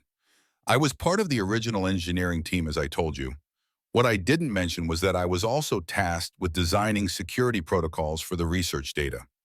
You were more than just a builder, Bennett realized. I was responsible for ensuring that certain research could never be accessed without proper authorization. Safeguards kill switches, isolated data repositories. Hayes sat heavily. When I discovered the genetic experimentation had begun, I attempted to implement containment protocols. I was removed from the project. By Mitchell, Reed asked. By his predecessors. This has been ongoing for decades, each generation of handlers continuing in the work. Hayes looked troubled. What concerns me most is Jamie's mention of Oracle Protocol and Raven Rock Alternative. Those designations suggest higher authorization than Mitchell could arrange alone. Keller frowned. Meaning we may be dealing with a sanctioned black program with current operational status. Hayes met each of their gazes, which would explain CIA's aggressive containment efforts. The implications hung heavily in the air. If the Genesis program operated with the official sanction, however hidden their investigation could face insurmountable obstacles. Reed broke the silence. We need to go back to Deep Horizon before CIA sanitizes everything. Impossible, Keller objected. They've established a military perimeter. Not the main facility, Reed clarified. Hayes mentioned data repositories, isolated storage for the most sensitive research. He turned to Hayes. Where would they be? Hayes considered. When I designed the security protocols, I created redundancies, off-site backups that even Mitchell might not know about. One was located beneath the water management station, the same access point you used. Bennett saw the direction of his thinking. A hidden server room, more primitive in my day. Magnetic tape storage, hard copy archives. But they would have upgraded. Hayes sketched a rough diagram. Access required specialized knowledge of the facility design. Deliberate blind spots in the blueprints. Keller remained skeptical. Even if this storage exists, CIA will have secured it by now. Not necessarily, Hayes countered. The entrance was designed to be invisible unless you knew exactly what to look for. And the security systems were biometric, keyed to specific individuals. Including you, Reed asked. Including me. My access was never officially revoked because officially the storage didn't exist. Hayes looked up from his diagram. But we'd need to move quickly and without official sanction. Keller understood the implication. You're suggesting an unauthorized operation into a CIA-controlled zone. I'm suggesting we follow the evidence before it disappears permanently. Hayes's expression was resolute. This isn't just about historical accountability anymore. If Oracle Protocol is active, we need to know what it entails. Bennett turned to Keller. Sir, if Hayes is right, this could be our only opportunity to understand the full scope of Genesis. Keller weighed the risks, his decades of FBI experience evident in his careful consideration. I can give you 12 hours of operational flexibility, unofficial, untraceable. After that, I'll have no choice but to report up the chain. Reed nodded, understanding. We'll need minimal equipment, civilian transportation. Nothing that connects to the Bureau. I can provide what you need through military intelligence channels, Hayes offered, untraceable to this investigation. As they began planning, Eleanor entered the room. I'm coming with you. Reed started to object, but she cut him off. This isn't negotiable. James was my husband. What they did to him, what they created from him, I have a right to know everything. Her determination was absolute. Besides, I've been in that facility. I know alternative routes you haven't mapped. Bennett looked to Hayes, who nodded slowly. She's right, her knowledge could be valuable. What about Jamie? Reed asked. He stays here under protection, Eleanor stated firmly. I won't risk him being recaptured. Keller made the final decision. 12 hours, reconnaissance only. You find evidence, you document it, you return. No confrontation with CIA personnel. Reed, Bennett, Hayes, and Eleanor exchanged determined looks. The mission was set. The pre-dawn darkness shrouded the forest as their unmarked SUV navigated the back roads toward Pine Ridge. They had traveled separately using circuitous routes to avoid surveillance, rejoining at a predetermined location miles from the quarantine zone. Hayes, now dressed in hiking gear that belied his military bearing, studied topographical maps by flashlight. The water management station has 3 access points. Main entrance will be guarded, maintenance shaft likely as well, but the overflow tunnel should be overlooked. It appears on environmental surveys as a natural drainage system. Eleanor adjusted her equipment, a small backpack containing water, emergency supplies, and documentation tools. How certain are you that this storage facility still exists? Reasonably certain. It was designed to survive nuclear scenarios, built into the natural rock with independent power and air filtration. Hayes traced the route on his map. The question is whether the data remains intact. Reed checked his weapon, a personal sidearm rather than his Bureau-issued Glock. Once we're inside, how long to locate and extract the data? Depends on the current security protocols and storage format. In my day, perhaps an hour. Now unknown. Hayes folded his map. Diana will be our external contact, maintaining communication and monitoring CIA movements. Bennett nodded, checking her secure satellite phone. I'll establish position here with line of sight to the quarantine perimeter. Emergency extraction protocol if anything goes wrong. They synchronized watches. Old school reliability over digital precision. We move in 20 minutes, Reed confirmed. Radio silence except for emergency communication. The forest stood silent and watchful as dawn approached, revealing the misty outline of the mountains against a gradually lightening sky. The quarantine zone perimeter was marked by yellow hazard tape and warning signs about environmental contamination. Beyond the public barriers, CIA security teams maintained discreet surveillance. Reed, Hayes, and Eleanor approached from the western ridge using natural cover to avoid detection. The water management station stood a half-mile beyond the public perimeter, its concrete structure partially concealed by decades of forest growth. They paused at the ridgeline using binoculars to survey the approach. 2 guards patrolled the main entrance while a mobile command center had been established nearby, a modified RV with satellite communication equipment and surveillance systems. More security than expected, Reed observed quietly. Hayes studied the scene. They're searching for something specific. This isn't just containment. Eleanor pointed to a depression in the landscape about 300 yards from the station. The overflow tunnel should emerge there among those rocks. They circled wide using the forest canopy for cover, approaching the drainage area from the blind side of the CIA position. As predicted, the overflow tunnel received minimal attention, a rusted grate covering its entrance, partially concealed by undergrowth and fallen logs. Reed examined the grate. No signs of recent disturbance. They haven't checked this access point. Hayes nodded. It was deliberately omitted from official blueprints, classified as a natural formation rather than a facility component. Working carefully to avoid noise, Reed removed the grate.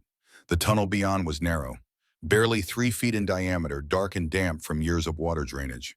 Hayes produced specialized flashlights designed for minimal visible signature. I'll lead, Hayes volunteered. I know the tunnel configuration. Eleanor would follow, with Reed taking rear position to secure their exit. They entered in sequence, crawling through the confined space. The air grew colder, heavy with mineral scents and the musty signature of enclosed spaces untouched for years.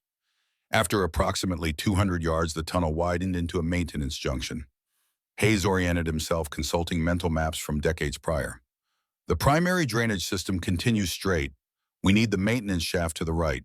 He located a narrow opening partially concealed behind rusted pipes. This should lead to the sublevel access corridors. The maintenance shaft descended at a steep angle, requiring careful navigation down corroded metal rungs embedded in the concrete. At the bottom, they found themselves in a service corridor, clearly part of the Deep Horizon infrastructure but untouched by the recent CIA containment efforts. Hayes moved with increasing confidence, the memories of the facility layout returning with each familiar junction. The data repository should be through the next section beyond the emergency generators. They proceeded cautiously, passing abandoned maintenance equipment and collapsed sections where time had compromised structural integrity. Eventually, they reached a heavy steel door marked simply Environmental Records Archive, an innocuous label concealing its true purpose. Hayes examined the security panel beside the door, an older model biometric scanner with a keypad backup system. Let's see if my access was truly preserved. He placed his palm on the scanner, then entered a long sequence of numbers from memory. For a moment, nothing happened. Then, with a series of mechanical clicks, the locking mechanism disengaged. "Remarkable," Eleanor whispered, "after all these years." "Designed for continuity," Hayes explained. "The system was programmed to maintain access protocols regardless of official termination orders." The door opened to reveal a chamber unlike any other section of the facility they had seen. While the main Deep Horizon complex had been updated with modern technology, this room remained frozen in time. A perfect preservation of 1960s data storage technology supplemented by newer systems added in subsequent decades without removing the original equipment. Banks of magnetic tape storage units lined one wall. Punch card readers and early computer terminals occupied another section. In the center stood more modern server racks humming softly, evidence of continued data management. "They've maintained it," Hayes observed with surprise. "Added to it but preserved the original systems." "Why maintain obsolete technology?" Reed wondered. "Backward compatibility. Some of the earliest data might be incompatible with modern systems." Hayes approached a central control terminal, or perhaps insurance against modern cyber attacks. These older systems are physically isolated, immune to contemporary intrusion methods. Eleanor examined the room's contents, noting filing cabinets containing hard copies alongside the electronic storage. "Where do we start?" "The modern systems will contain the most recent data." Hayes activated the central terminal, which requested authentication. Again, his old credentials functioned, granting access to the directory structure. "Let's see what they have been working on recently." The directory revealed thousands of files organized in a complex hierarchy of projects, subjects, and research parameters. Hayes navigated with practiced efficiency, searching for specific designations. There, Genesis Phase 3 and Oracle Integration Timeline. He connected a specialized data storage device designed to rapidly copy files without leaving digital fingerprints. This will take several minutes to transfer. While Hayes managed the electronic data, Eleanor investigated the physical records, methodically checking file labels and document headers. In a section marked Subject Acquisition, she found what she had been dreading, a file labeled Matthews J.A. Material Procurement. With trembling hands, she opened it to reveal clinical documentation of how they had obtained James's genetic material. The detached medical language did nothing to soften the horror. Detailed procedures for extracting viable tissue samples, cataloging genetic markers, and preserving cellular integrity. Attached photographs documented the process with scientific precision. "My God," she whispered, fighting to maintain composure. "They harvested everything they could from him before." She couldn't finish the sentence. The file confirmed her worst fears. James hadn't died in a plane crash. He had been systematically dissected for the Genesis program, his remains disposed of with the same clinical efficiency that characterized the entire operation. Reed, meanwhile, discovered a separate section containing surveillance records from Pine Ridge, decades of observations, medical reports obtained through the local clinic, and genetic sampling disguised as routine blood tests. The town had been an unwitting laboratory for generations. "Hayes," Reed called quietly, You need to see this. He had found a secure cabinet containing more recent files, Operation Oracle materials with presidential-level classification markings. The cabinet required additional security measures which Hayes overcame using his knowledge of the system's design flaws. Inside was a comprehensive operational plan that shifted their understanding entirely. Oracle wasn't merely a continuation of Genesis. It was its culmination, a program designed to place genetically engineered assets in key positions throughout the continuity of government structure. This isn't just about creating guardians for nuclear bunkers, Hayes realized scanning the documents. They're developing replacement personnel for the entire command structure. People programmed for absolute loyalty, enhanced cognitive capabilities, and genetic modifications for radiation resistance. Eleanor looked up from James's file. A shadow government. But worse, Reed added, examining organizational charts showing Oracle integration points throughout military and civilian leadership. A fail-safe system designed to ensure specific policies continue regardless of elected leadership. Insurance against political shifts. Hayes found the authorization documentation, a complex chain of presidential findings, national security directives, and intelligence authorizations, each providing partial coverage without explicitly sanctioning the full program. Plausible deniability built into the command structure. Each component appears legitimate in isolation. Who's ultimately in charge? Eleanor asked. Hayes located a classified memorandum outlining Oracle oversight. Something called the Continuity Oversight Committee. Members identified only by code designations. He studied the document more carefully. Wait, this designation, Raven Prime, I've seen it before. He searched through additional files until he found personnel records with security classifications. Here, Raven Prime clearance authorization for facility access. The name on the authorization form stunned them into silence. Walter Hayes. Reed stared at Hayes. You're Raven Prime. You've been in charge of Oracle all along. Hayes appeared genuinely shocked. That's impossible. I was removed from Deep Horizon oversight in 1969. This has to be a mistake. Eleanor stepped back, suddenly wary. Or you've been playing us from the beginning. The concerned whistleblower leading us exactly where you wanted. No, Hayes examined the document more closely. This isn't right. The authorization signature doesn't match mine. Someone has been using my identity, my credentials. Reed maintained a professional calm despite the revelation. If someone assumed your identity within the program, they'd have access to everything, including the secure data repositories. Which means, Hayes looked around the room with new understanding. This could be a trap. Our presence here might be expected. As if confirming his suspicion, a new file appeared on the computer terminal, timestamped just minutes ago, titled Hayes Infiltration Team. Reed moved immediately to defensive position. We need to leave now. Hayes grabbed the data storage device, confirming the critical files had transferred. There's an emergency exit through the lower maintenance level. It bypasses the main tunnel system. As they prepared to depart, the terminal screen changed again, displaying a direct message. Walter, you should have stayed retired. Countermeasures initiated. Throughout the facility, alarm systems activated. Not the blaring sirens of security alerts, but the subtle, more ominous indicators of environmental containment failure. Air scrubbers powered down. Ventilation systems reversed direction. Somewhere in the distance, the mechanical sound of pressure doors sealing echoed through the corridors.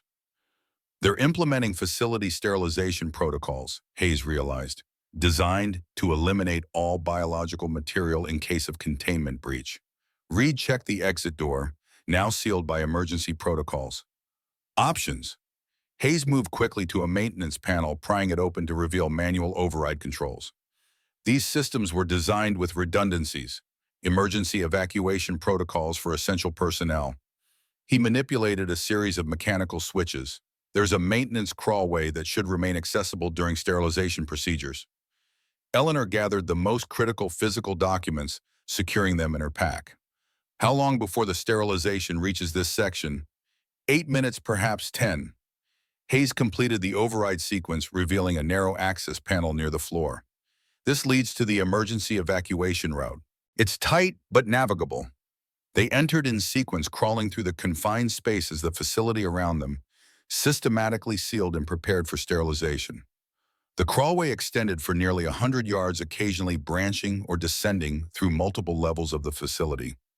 Hayes navigated with tense precision, aware that a wrong turn would trap them in a dead end as deadly sterilization chemicals filled the facility. After several minutes of claustrophobic progress, they reached a vertical shaft with metal rungs leading upward. This should access an emergency evacuation point approximately half a mile from the water management station, Hayes explained. Originally designed for covert personnel extraction during the facility's active period.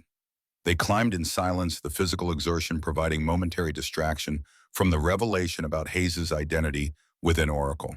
After nearly 50 feet of vertical ascent, they reached a sealed hatch. Hayes manipulated the manual release mechanisms. This may trigger perimeter alerts when opened. Be prepared to move quickly. The hatch released with a hydraulic hiss, revealing early morning forest above. They emerged into a small clearing, well concealed by surrounding pines and distant from the visible CIA security perimeter. Reed oriented himself using landmarks determining their position relative to their extraction plan. Bennett should be monitoring from that ridgeline. We need to reach the secondary rendezvous point. They moved through the forest with practiced stealth, avoiding established trails and potential observation points.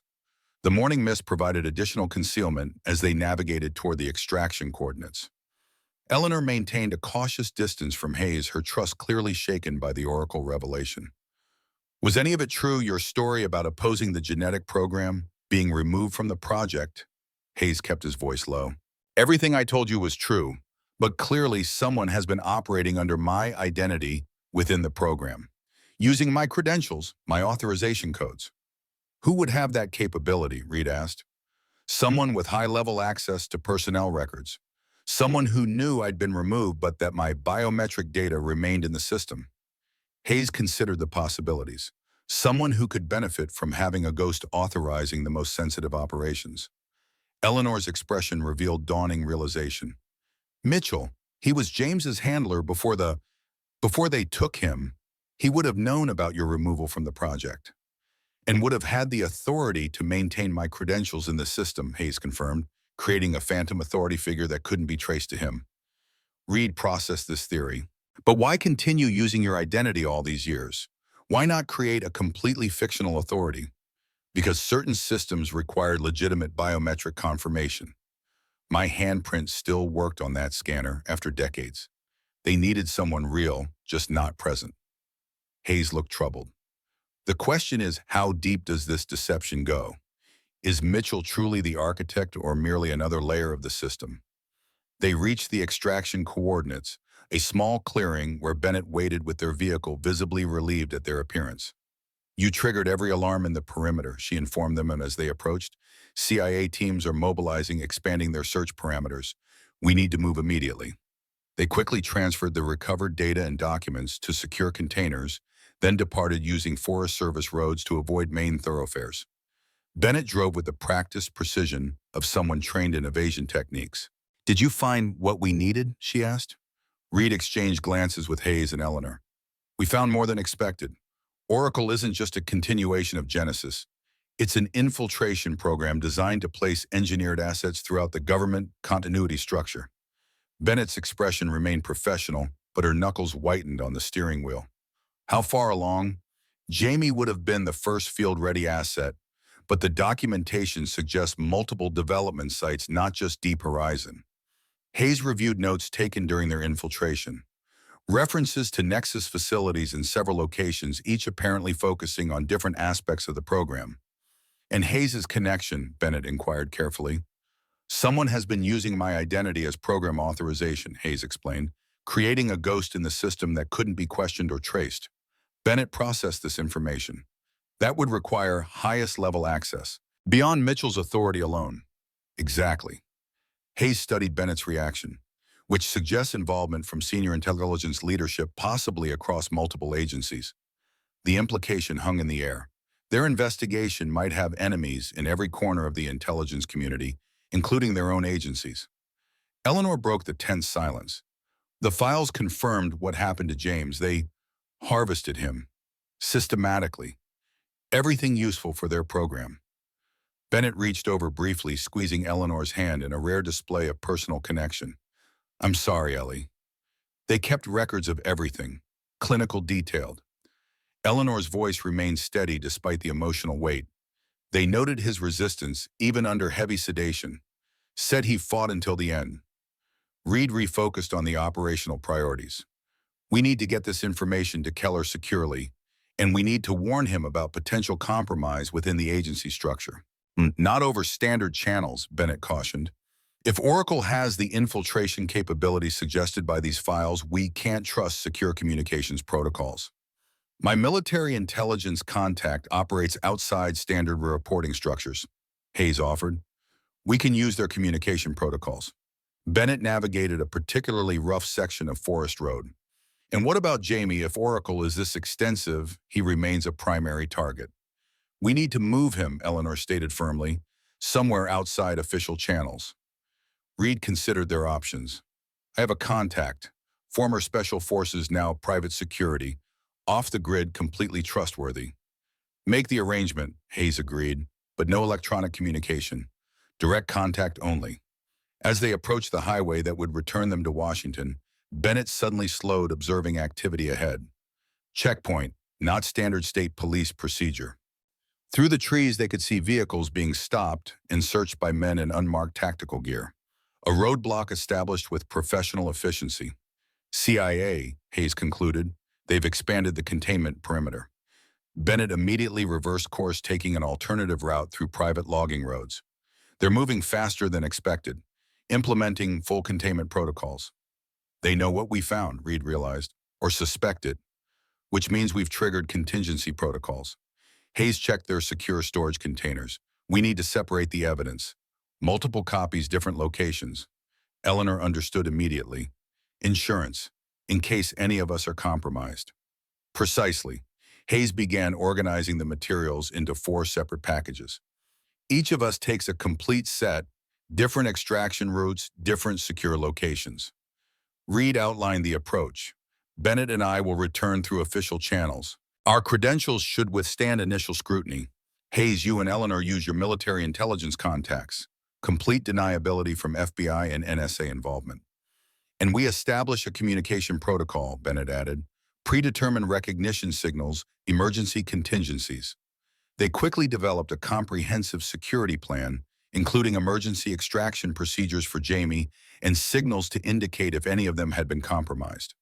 The level of tradecraft reflected decades of combined intelligence experience, a natural language of operational security shared across agency boundaries.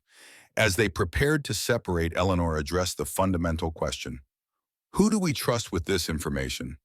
If Oracle has the reach these documents suggest, how do we know who's compromised?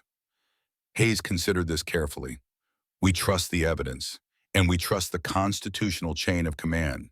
This goes directly to the President's Special Oversight Committee, bypassing standard intelligence channels. And if committee members are compromised, Reed challenged, then we go public, Hayes stated simply. Everything. The full historical record of Genesis, the current Oracle implementation, and the illegal continuation of human experimentation on American soil. The gravity of this contingency was not lost on any of them. Such a disclosure would trigger the greatest intelligence scandal in American history, potentially destabilizing national security frameworks during a period of heightened international tension. Bennett made the final decision. 24 hours. We reconvene at the secondary location. If anyone fails to appear, we implement emergency protocols. With plans established, they separated at a remote crossroads, Bennett and Reed continuing toward Washington through official channels while Hayes and Eleanor departed toward a military intelligence safe house, using bucked roads and counter-surveillance procedures. The Washington facility remained under tight security as Keller reviewed preliminary reports from the investigation teams. The recovered documents had been authenticated, digitized, and secured in specialized containment systems designed for the highest classification levels. The implications are difficult to overstate. Keller admitted studying organizational charts revealing Oracle's integration points throughout government continuity structures. This goes beyond agency jurisdictions, beyond administration oversight. Bennett nodded agreement. A self-perpetuating system designed to survive political transitions. ensuring certain policies remain regardless of electoral outcomes, and using genetically engineered assets to implement those policies, Reed added. People programmed from conception for specific roles within the continuity structure. Hayes studied the communication intercepts from CIA containment teams. They've expanded the quarantine zone to a 15-mile radius, full media blackout restricted airspace. They're looking for something specific. Or someone, Eleanor suggested, glancing toward the adjacent room where Jamie remained under protection. He represents the culmination of the program, proof of concept. Keller made the connection. And proof of criminal activity if this went public. Which explains the aggressive containment response. Bennett concluded. They're not just securing a facility, they're eliminating evidence of constitutional violations spanning decades.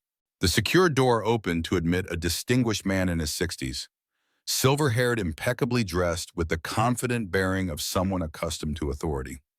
FBI Director Wilson entered without ceremony, immediately assessing the assembled group.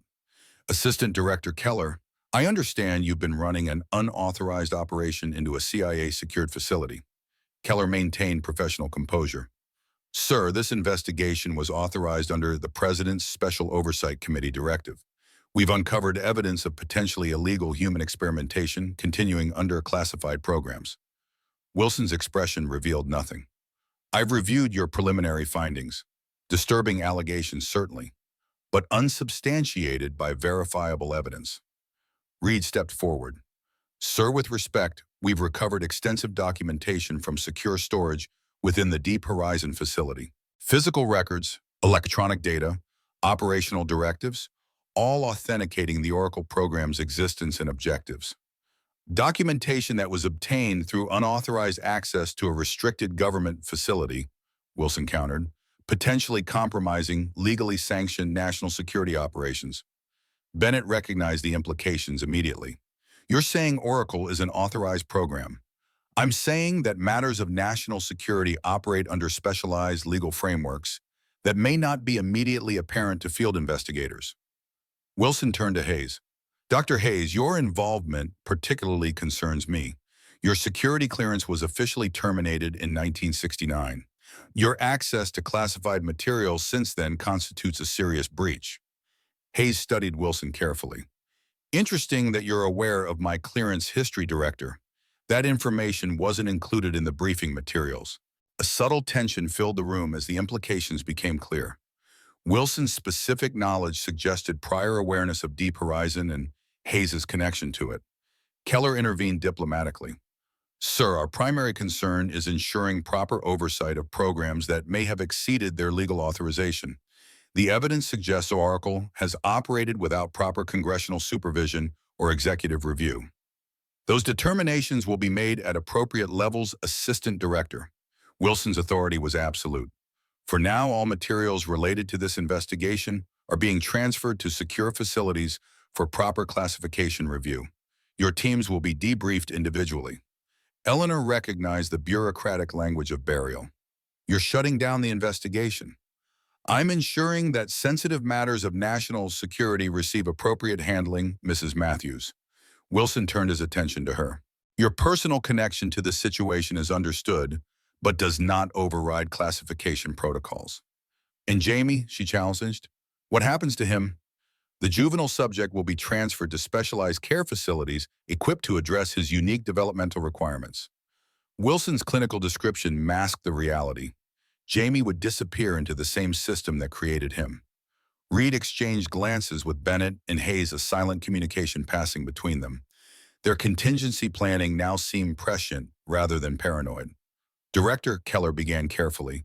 Given the constitutional implications of these findings, I believe the President's Special Oversight Committee should be directly briefed before any materials are transferred or witnesses separated. The committee has been informed of the situation, Wilson assured him.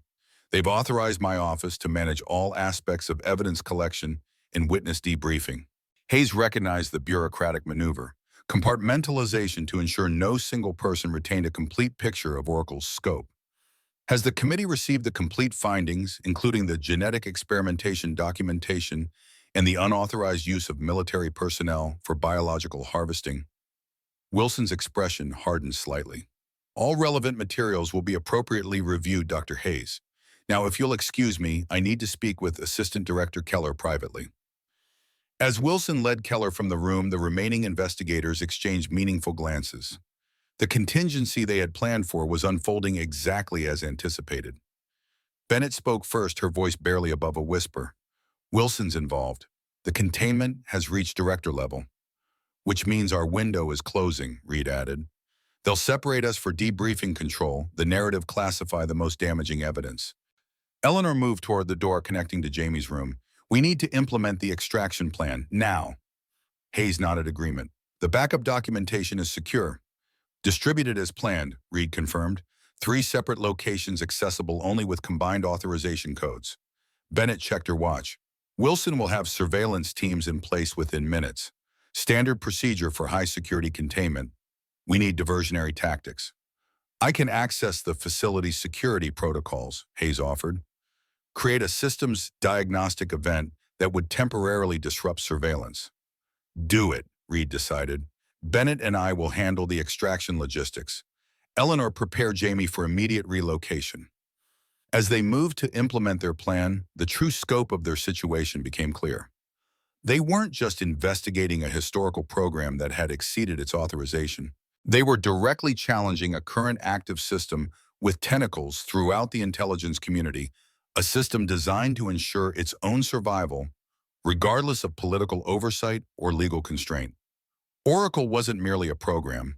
It was an alternative power structure embedded within the legitimate government, a fail-safe system created during the darkest days of the Cold War that had evolved beyond its creator's intentions. And they were now its targets. In the adjacent room, Eleanor quickly explained the situation to Jamie, whose analytical mind immediately grasped the implications. Director Wilson is part of Oracle oversight, he stated with certainty.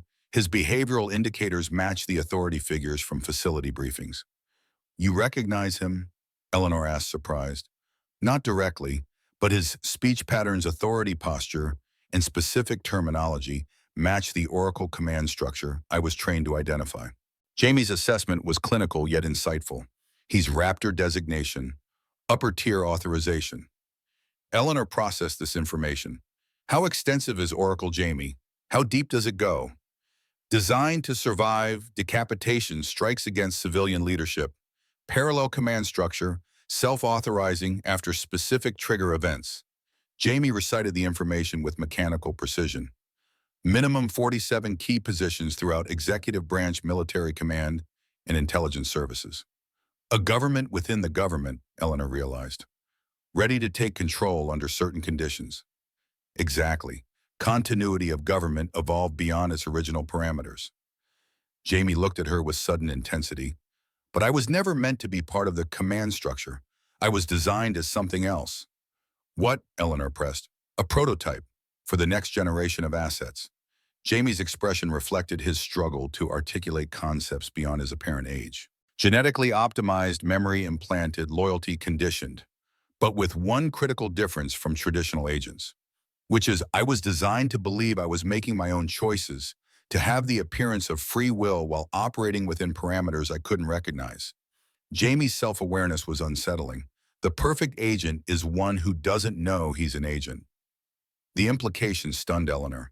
Not just soldiers or technicians programmed for specific functions, but decision-makers who believed they were acting independently while unconsciously implementing Oracle directives. Before she could process this revelation fully, Hayes entered the room. Security systems compromised. We have a 6-minute window before backup protocols engage. Eleanor quickly gathered their essential belongings. Jamie, stay close to me. No matter what happens, don't get separated. Jamie nodded, his expression reflecting both the child he appeared to be and the engineered intelligence he contained. I understand, Sparrow. The use of James's intimate nickname for her still created an emotional jolt, a complex mixture of pain and connection that Eleanor had no time to process. Their survival now depended on executing a perfect extraction against an adversary with seemingly limitless resources and reach. As they prepared to move, Jamie looked up at Eleanor with sudden clarity. There's something you should know. Something about James. What about him? Eleanor asked, pausing despite the urgency. The memories they gave me, they're fragments incomplete, but there's one that feels different, more real. Jamie struggled to articulate the distinction. James left something, a message, hidden in a place only you would know to look. What message where? I don't know exactly. Just images. A cabin, a lake, something buried beneath a stone marker. Jamie concentrated accessing implanted memories that were never intended to surface consciously. In a phrase, the sparrow knows where winter hides the truth. Eleanor froze, recognition dawning. Our cabin in the Adirondacks, where we spent winters before he joined the test program.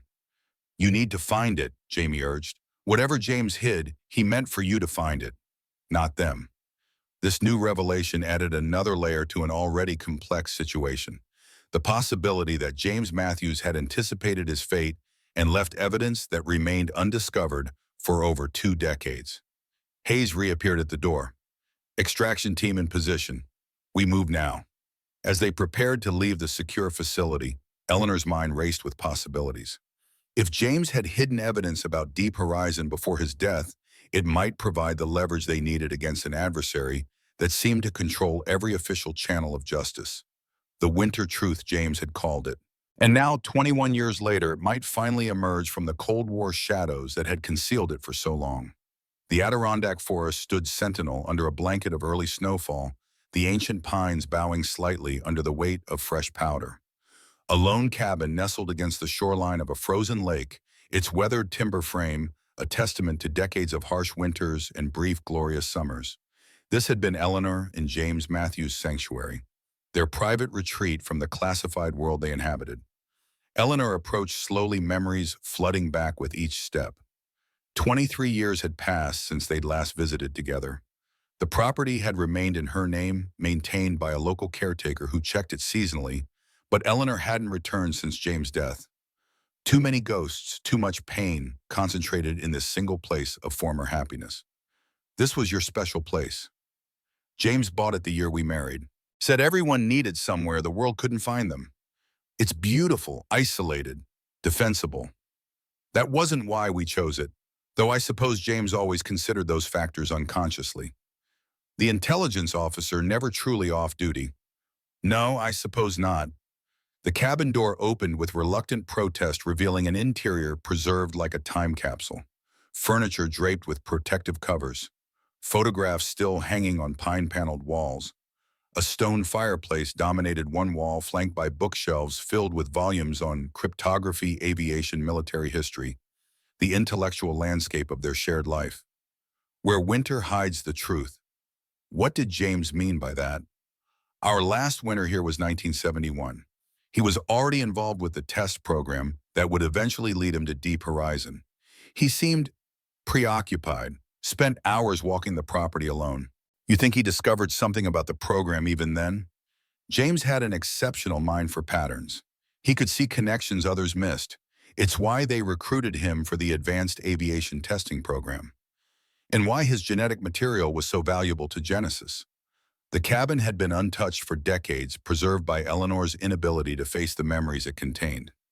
Now those memories might hold the key to understanding Oracle's true scope and providing evidence beyond the intelligence community's ability to bury. Where would he hide something meant only for you to find? Somewhere meaningful, somewhere connected to us, not to his military life. Eleanor moved through the cabin with purposeful steps, scanning each room for potential hiding places. The main living area, a small kitchen, a bedroom with a handmade quilt still folded at the foot of the bed. Nothing seemed disturbed or unusual. The stone marker Jamie mentioned, does that mean anything to you? There's a small cemetery plot on the property. James's grandfather is buried there. We'd visit the grave when we came. The cemetery plot lay 50 yards behind the cabin, surrounded by a low stone wall. A single granite headstone stood partially covered by fresh snow. Eleanor brushed it clear, revealing the name Colonel William Matthews, 1896 to 1962. Duty, honor, country. James was very close to his grandfather. He's the reason James joined the Air Force. Is there anything unusual about the site? Something that might conceal a message? Eleanor examined the grave marker carefully, noting the military precision of its placement, the exactness of the stonework. The stone itself seems ordinary. What about the ground beneath it? A realization dawned in Eleanor's eyes, where winter hides the truth. Not in winter, under it, the frozen ground. Near the grave marker stood a small stone bench placed for visitors to sit while paying respects. Eleanor moved to it, examining its construction.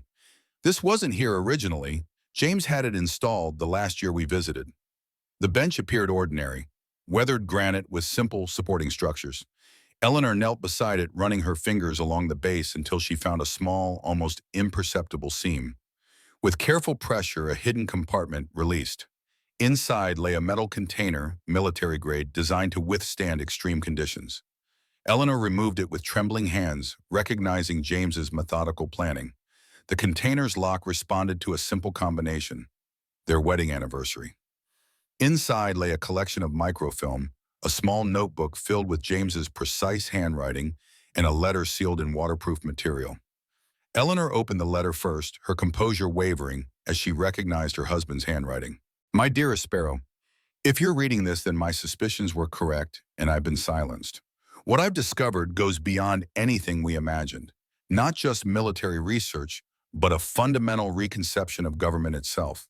They call it Oracle, a system designed to ensure continuity after nuclear attack, but it's evolved into something more dangerous. A self-perpetuating authority structure operating beyond constitutional constraints. Eleanor continued reading, her voice growing steadier as James' final message unfolded. The evidence is all here, Heartland. Project Deep Horizon's true purpose, the Genesis program's ultimate objectives, and, most importantly, the authorization chain linking Oracle to official channels. Names, dates, presidential findings deliberately misinterpreted to justify extra-constitutional measures. I'm entrusting this to you because your cryptographic skills make you the only person who can properly interpret these materials. The microfilm contains encoded evidence that, properly deciphered, will expose the entire operation. The final piece is the fail-safe, coordinates to a secondary evidence cache I've established with a trusted contact outside the intelligence community, a federal judge who's agreed to maintain sealed evidence for posthumous release if necessary. His details are encoded in the notebook.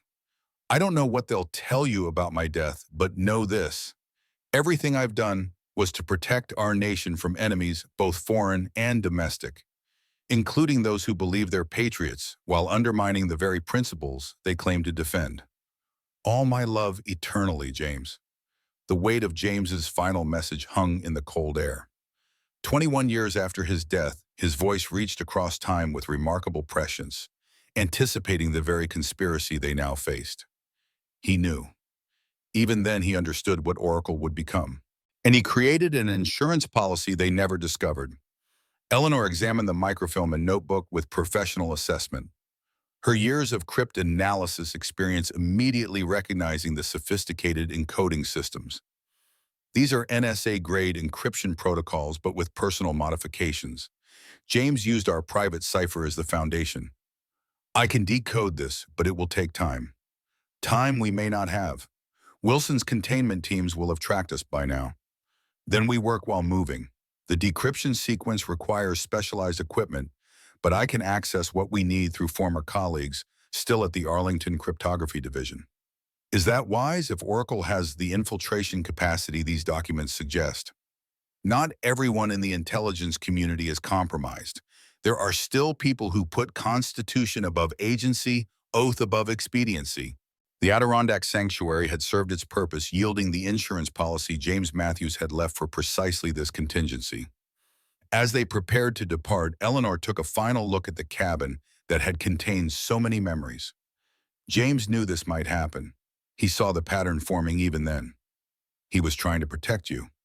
No, he was trying to protect everything we both believed in. The federal courthouse in Alexandria, Virginia, maintained the somber dignity of an institution dedicated to constitutional principles. Its stone facade and formal columns represented the rule of law that Oracle had systematically circumvented for decades.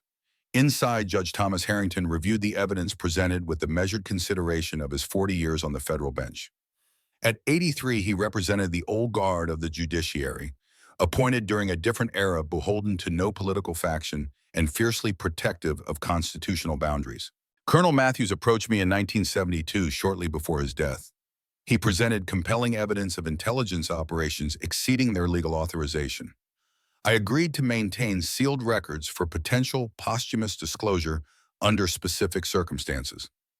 Those circumstances being, if evidence emerged that the programs he documented had continued beyond their official termination and expanded to include domestic operations without congressional oversight, which is precisely what has occurred. So it appears. Judge Harrington adjusted his reading glasses, studying the decoded documents Eleanor had provided.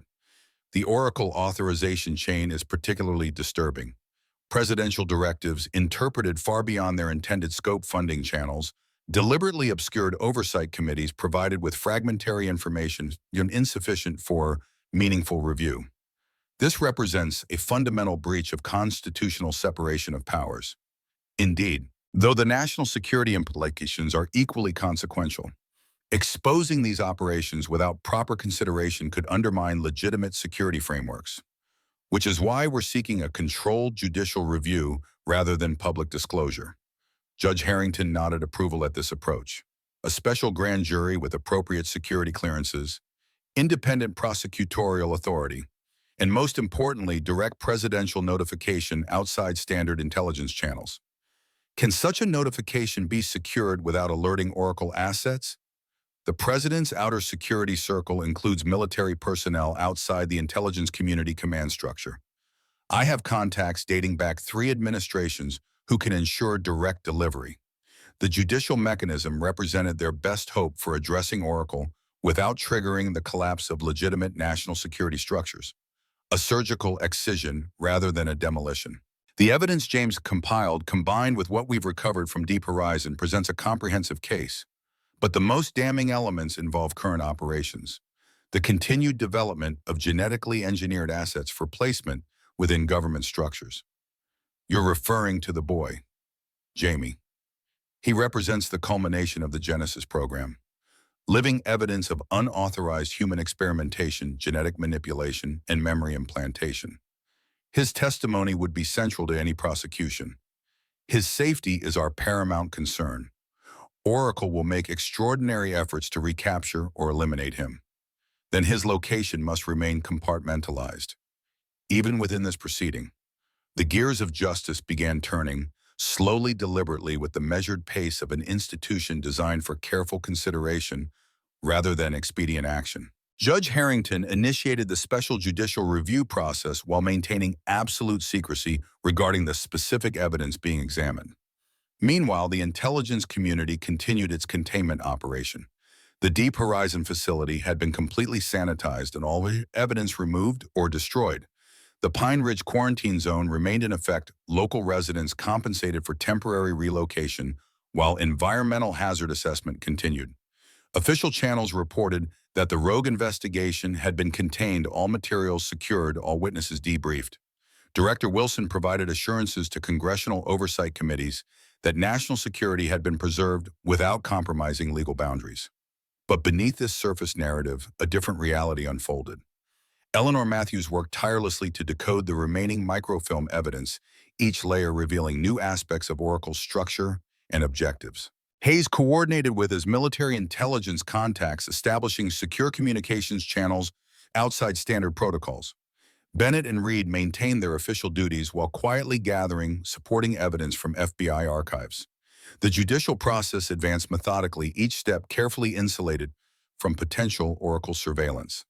Judge Harrington selected jurors with appropriate security clearances, primarily retired military officers and former Justice Department officials with impeccable records.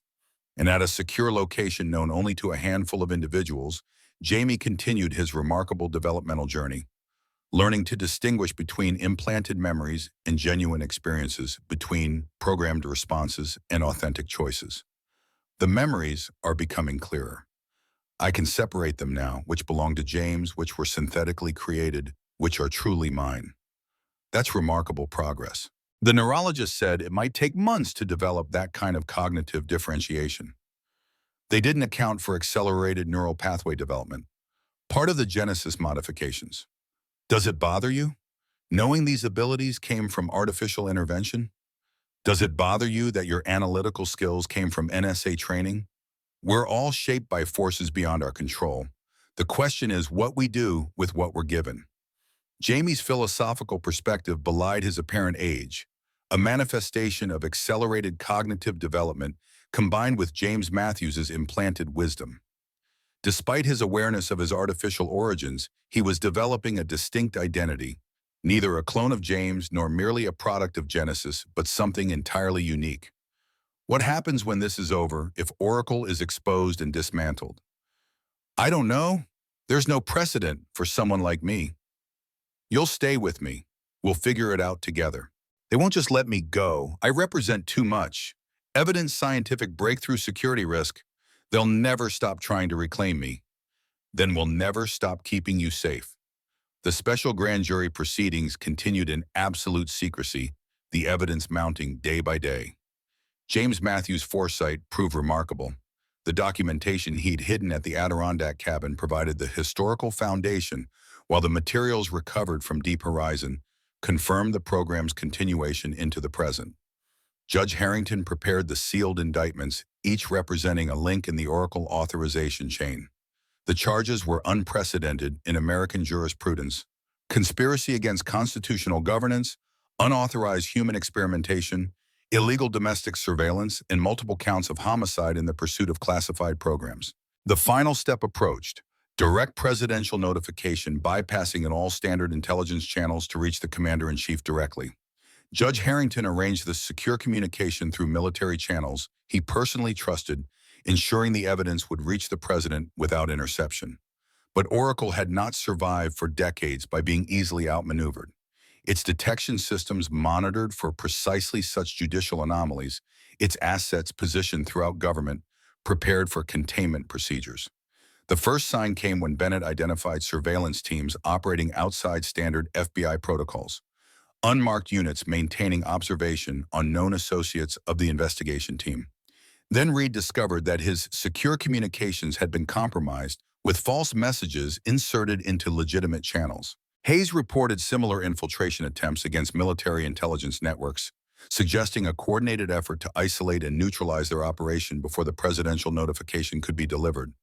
They're implementing full-spectrum containment, every agency, every channel.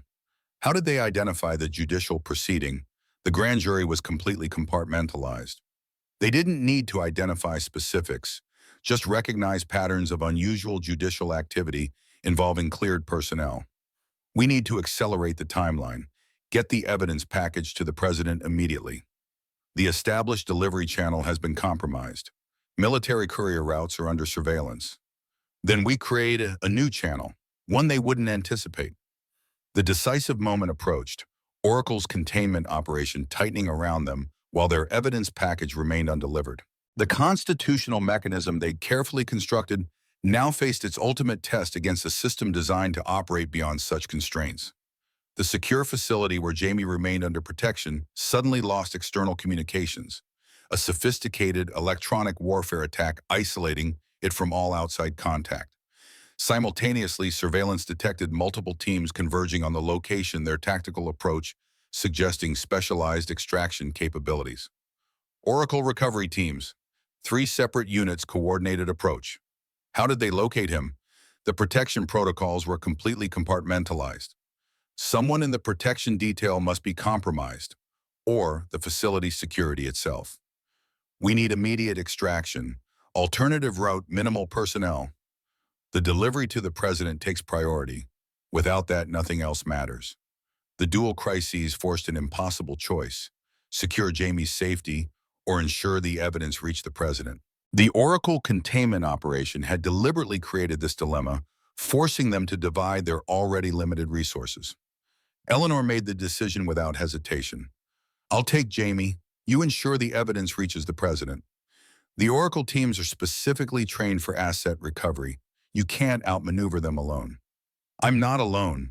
I have James's contingency plans. Eleanor revealed the final piece of James Matthews' remarkable foresight, an extraction protocol established decades earlier, designed specifically to operate outside all government channels. A network of former intelligence officers who had left service disillusioned by programs like Oracle now operating privately to counterbalance the systems they'd once served. James called them the Constitution Trust. Former agents, military officers, intelligence analysts, all committed to upholding their original oath when official channels failed to do so. He established this network before his death. He saw the pattern developing even then, created an insurance policy beyond Oracle's reach.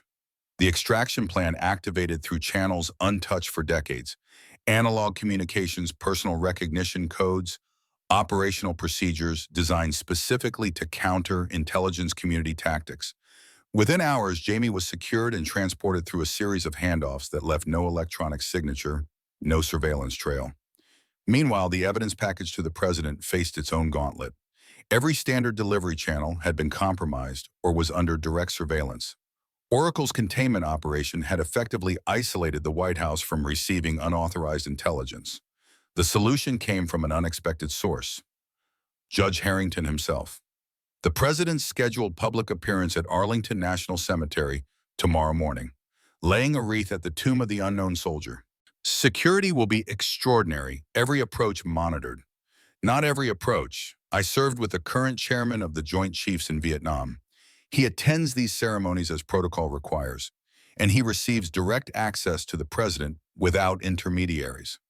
Oracle would anticipate that connection. They would anticipate official communication through military channels, not a personal conversation between old comrades. The plan crystallized. Judge Harrington would attend the ceremony as a distinguished veteran, his presence unremarkable among the assembled dignitaries. During the customary conversations following the formal ceremony, he would personally deliver a message to the chairman of the Joint Chiefs, who would then directly inform the president of the evidence package's existence and location. No electronic communication, no formal protocols. A simple conversation between decorated veterans who had served together decades earlier.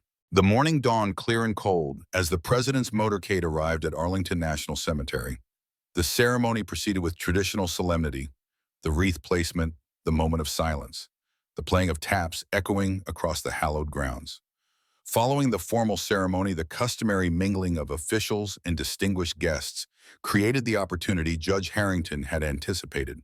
His approach to the chairman appeared entirely natural, two Vietnam veterans exchanging respectful greetings. The message was delivered in 20 seconds of quiet conversation, the chairman's expression never changing as he received information that would fundamentally reshape the national security landscape. When they parted, nothing in their demeanor suggested anything beyond the expected pleasantries of such an occasion. 15 minutes later, the chairman approached the president with similar discretion. A brief conversation, a subtle gesture toward an unmarked vehicle parked at the cemetery's administrative building. Inside that vehicle waited a comprehensive evidence package documenting Oracle's decades-long operation beyond constitutional constraints. The direct presidential notification had been achieved despite Oracle's comprehensive containment efforts. The aftermath unfolded with remarkable speed once presidential authority enters the equation. Specialized military units secured key Oracle facilities, including the remaining Genesis research sites. NSA cryptographers decoded the communication networks Oracle had established throughout government systems.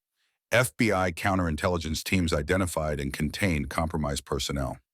Director Wilson was quietly removed from duty, along with 17 other senior intelligence officials directly implicated in Oracle operations. The CIA's Deep Horizon containment operation was terminated, with all personnel debriefed and compartmentalized. The president established a special executive review committee to examine all continuity of government protocols, ensuring proper constitutional oversight while preserving legitimate national security capabilities. The delicate balance between necessary preparedness and unconstitutional overreach would be restored through careful methodical review. For those who had exposed Oracle, the victory came with complex consequences. Their careers within the intelligence community were effectively ended. Too many powerful figures implicated, too many institutional embarrassments revealed. But their actions had preserved the constitutional framework that gave meaning to their service. Judge Harrington presided over the sealed prosecutions that followed, ensuring accountability while preventing damaging public disclosures that might undermine legitimate national security operations. a surgical excision of corruption rather than a demolition of necessary institutions. Eleanor Matthews faced her own unique challenge, creating a life for Jamie that balanced his extraordinary nature with the human connections he desperately needed. The legal questions surrounding his very existence were unprecedented, requiring specialized judicial determinations as regarding his status and rights. The president's executive order classified Jamie as a protected citizen, legally recognized as a full person under constitutional law, with additional provisions for his security and privacy. Eleanor received permanent guardianship with appropriate resources to ensure his continued development in education. What happens now? To all the research, the Genesis program dismantled. The genetic research placed under ethical oversight, the memory implantation technology secured. Whatever scientific value might be salvaged will proceed only with proper controls. And the others, the failed subjects before me, proper memorial, proper recognition of the wrong done to them. No more unmarked storage units, no more clinical designation numbers. I still have his memories, Yama. Fragments, but clearer now. He was a good man. The best I've ever known. There's something else in the memories. Something important. What do you mean? About the plane crash, the official story of how he died. We know that was false. They took him for the Genesis program. Yes, but the plane itself, that part was real. He did crash, but it wasn't an accident. He deliberately crashed the aircraft to prevent something worse. What are you saying? In the memories, there's a mission briefing, a test flight that wasn't just about the aircraft. They had installed something, a delivery system for biological agents, Operation Stillwater, biological weapons that would violate international treaties. Exactly. James discovered the Stillwater modifications during pre-flight, realized what the aircraft was really designed to test. So he crashed it deliberately, sacrificed himself to prevent the test. He tried to radio a warning first, but communications were blocked. The crash was his final option to prevent something unconscionable. This revelation shifted Eleanor's understanding of James's final actions. Not just a victim of Oracle's ambition, but a deliberate sacrifice to prevent an even greater ethical breach. His moral courage had extended beyond exposing Oracle. He had given his life to prevent a fundamental violation of international law and human decency. That's why they needed his genetic material so desperately, why he became the primary subject for Genesis. His physical resilience, his cognitive capabilities, but most importantly, his moral framework. They wanted to replicate his exceptional abilities while removing the ethical constraints that made him sacrifice himself. They failed in that. Whatever they did to create you, they couldn't eliminate the moral foundation. It's too fundamental to who he was. Jamie considered this with his characteristic thoughtfulness. Perhaps that's the final flaw in Oracle's design. They believed they could engineer human capability while controlling human conscience. But conscience isn't just programming. It's something deeper. Something they could never truly control. Something that survived despite everything they did to suppress it. This winter snow fell softly outside as Eleanor and Jamie settled into their new home, a small farm in Vermont, sufficiently isolated for security, while connected enough to allow Jamie's continued education and development. The Constitution Trust maintained discreet protective surveillance, ensuring Oracle's remaining adherents could never reclaim their prized creation. Hayes had returned to military intelligence, working to restore proper oversight to the continuity of government programs while preserving their legitimate functions. Bennett and Reed had accepted positions with the Special Executive Review Committee, their first-hand knowledge of Oracle providing essential perspective for institutional reform. Judge Harrington continued presiding over the sealed proceedings against Oracle principals, ensuring accountability while preventing damaging public disclosures. The delicate balance between justice and national security maintained through his careful judicial management. For Eleanor, the journey had come full circle. 21 years after losing James, she had recovered his final message, fulfilled his final mission, and now provided guidance to the remarkable child who carried a portion of his legacy. Not a replacement for her husband, but a unique individual who connected her to both past and future. James would be proud of you, not because you carry his genetic material or his memories, but because of the choices you've made, the person you are becoming. I wish I could have known him. The real him, not just the fragments in my mind. In many ways, you're coming to know him more truly than anyone else could. You're experiencing his wisdom from within, seeing the world through a perspective shaped by his best qualities. And yours as well. The Genesis program never accounted for how your influence would shape me. They thought only in terms of genetic material and memory implantation. They never considered the power of genuine human connection. Their fundamental mistake. Believing people could be reduced to programmable components. The same mistake that doomed Oracle itself. They created systems so complex they forgot the human element that gives those systems meaning. As winter deepened outside, Eleanor considered the remarkable journey from that first morning in the Appalachian Mountains to this quiet evening in Vermont. The Cold War shadows that had shaped her life and taken James from her had finally receded, revealing a path forward she could never have anticipated. The Sparrow had found the winter truth at last. Not just the evidence James had hidden in their special place, but the deeper truth about human resilience in the face of systems designed to control it. The truth that conscience and connection would always prove stronger than the most sophisticated programming or genetic engineering. Oracle had failed not because their science was flawed, but because they had fundamentally misunderstood the human spirit they sought to harness. No system, however brilliantly designed, could override the essential humanity that gave meaning to the very institutions they sought to preserve. In this understanding lay the final victory, not just the dismantling of a rogue program, but the reaffirmation of the principles that made such vigilance necessary in the first place. The Constitution that James had died protecting would continue to guide the nation he had served, its wisdom outlasting the shadowed institutions that had sought to circumvent it. For Eleanor Matthews, for Jamie, and for all those who had risked everything to expose Oracle, this was the truth that mattered most. That systems exist to serve people, not people to serve systems. That no national security imperative could justify abandoning the values that gave the nation its meaning and purpose. The winter truth had emerged at last, bringing with it not just the cold clarity of revelation, but the warming promise of renewal. A new beginning built on the courage of those who had refused to let the shadows deepen into permanent night. 1 year later, the maple trees around the Vermont farmhouse burst with autumn colors, brilliant reds and golds, catching the late afternoon sunlight.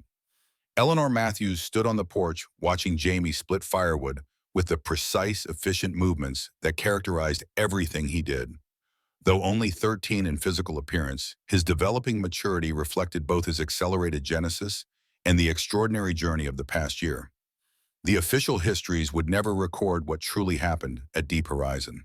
The sealed judicial proceedings had concluded with quiet sentences for those most directly responsible, while the broader constitutional violations had been addressed through classified executive orders, restructuring oversight of intelligence operations. A necessary compromise between accountability and national security.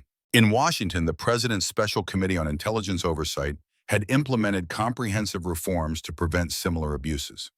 Hayes now served as the committee's senior advisor, his first-hand knowledge of Oracle providing essential perspective on how well-intentioned security measures could evolve beyond their original constraints.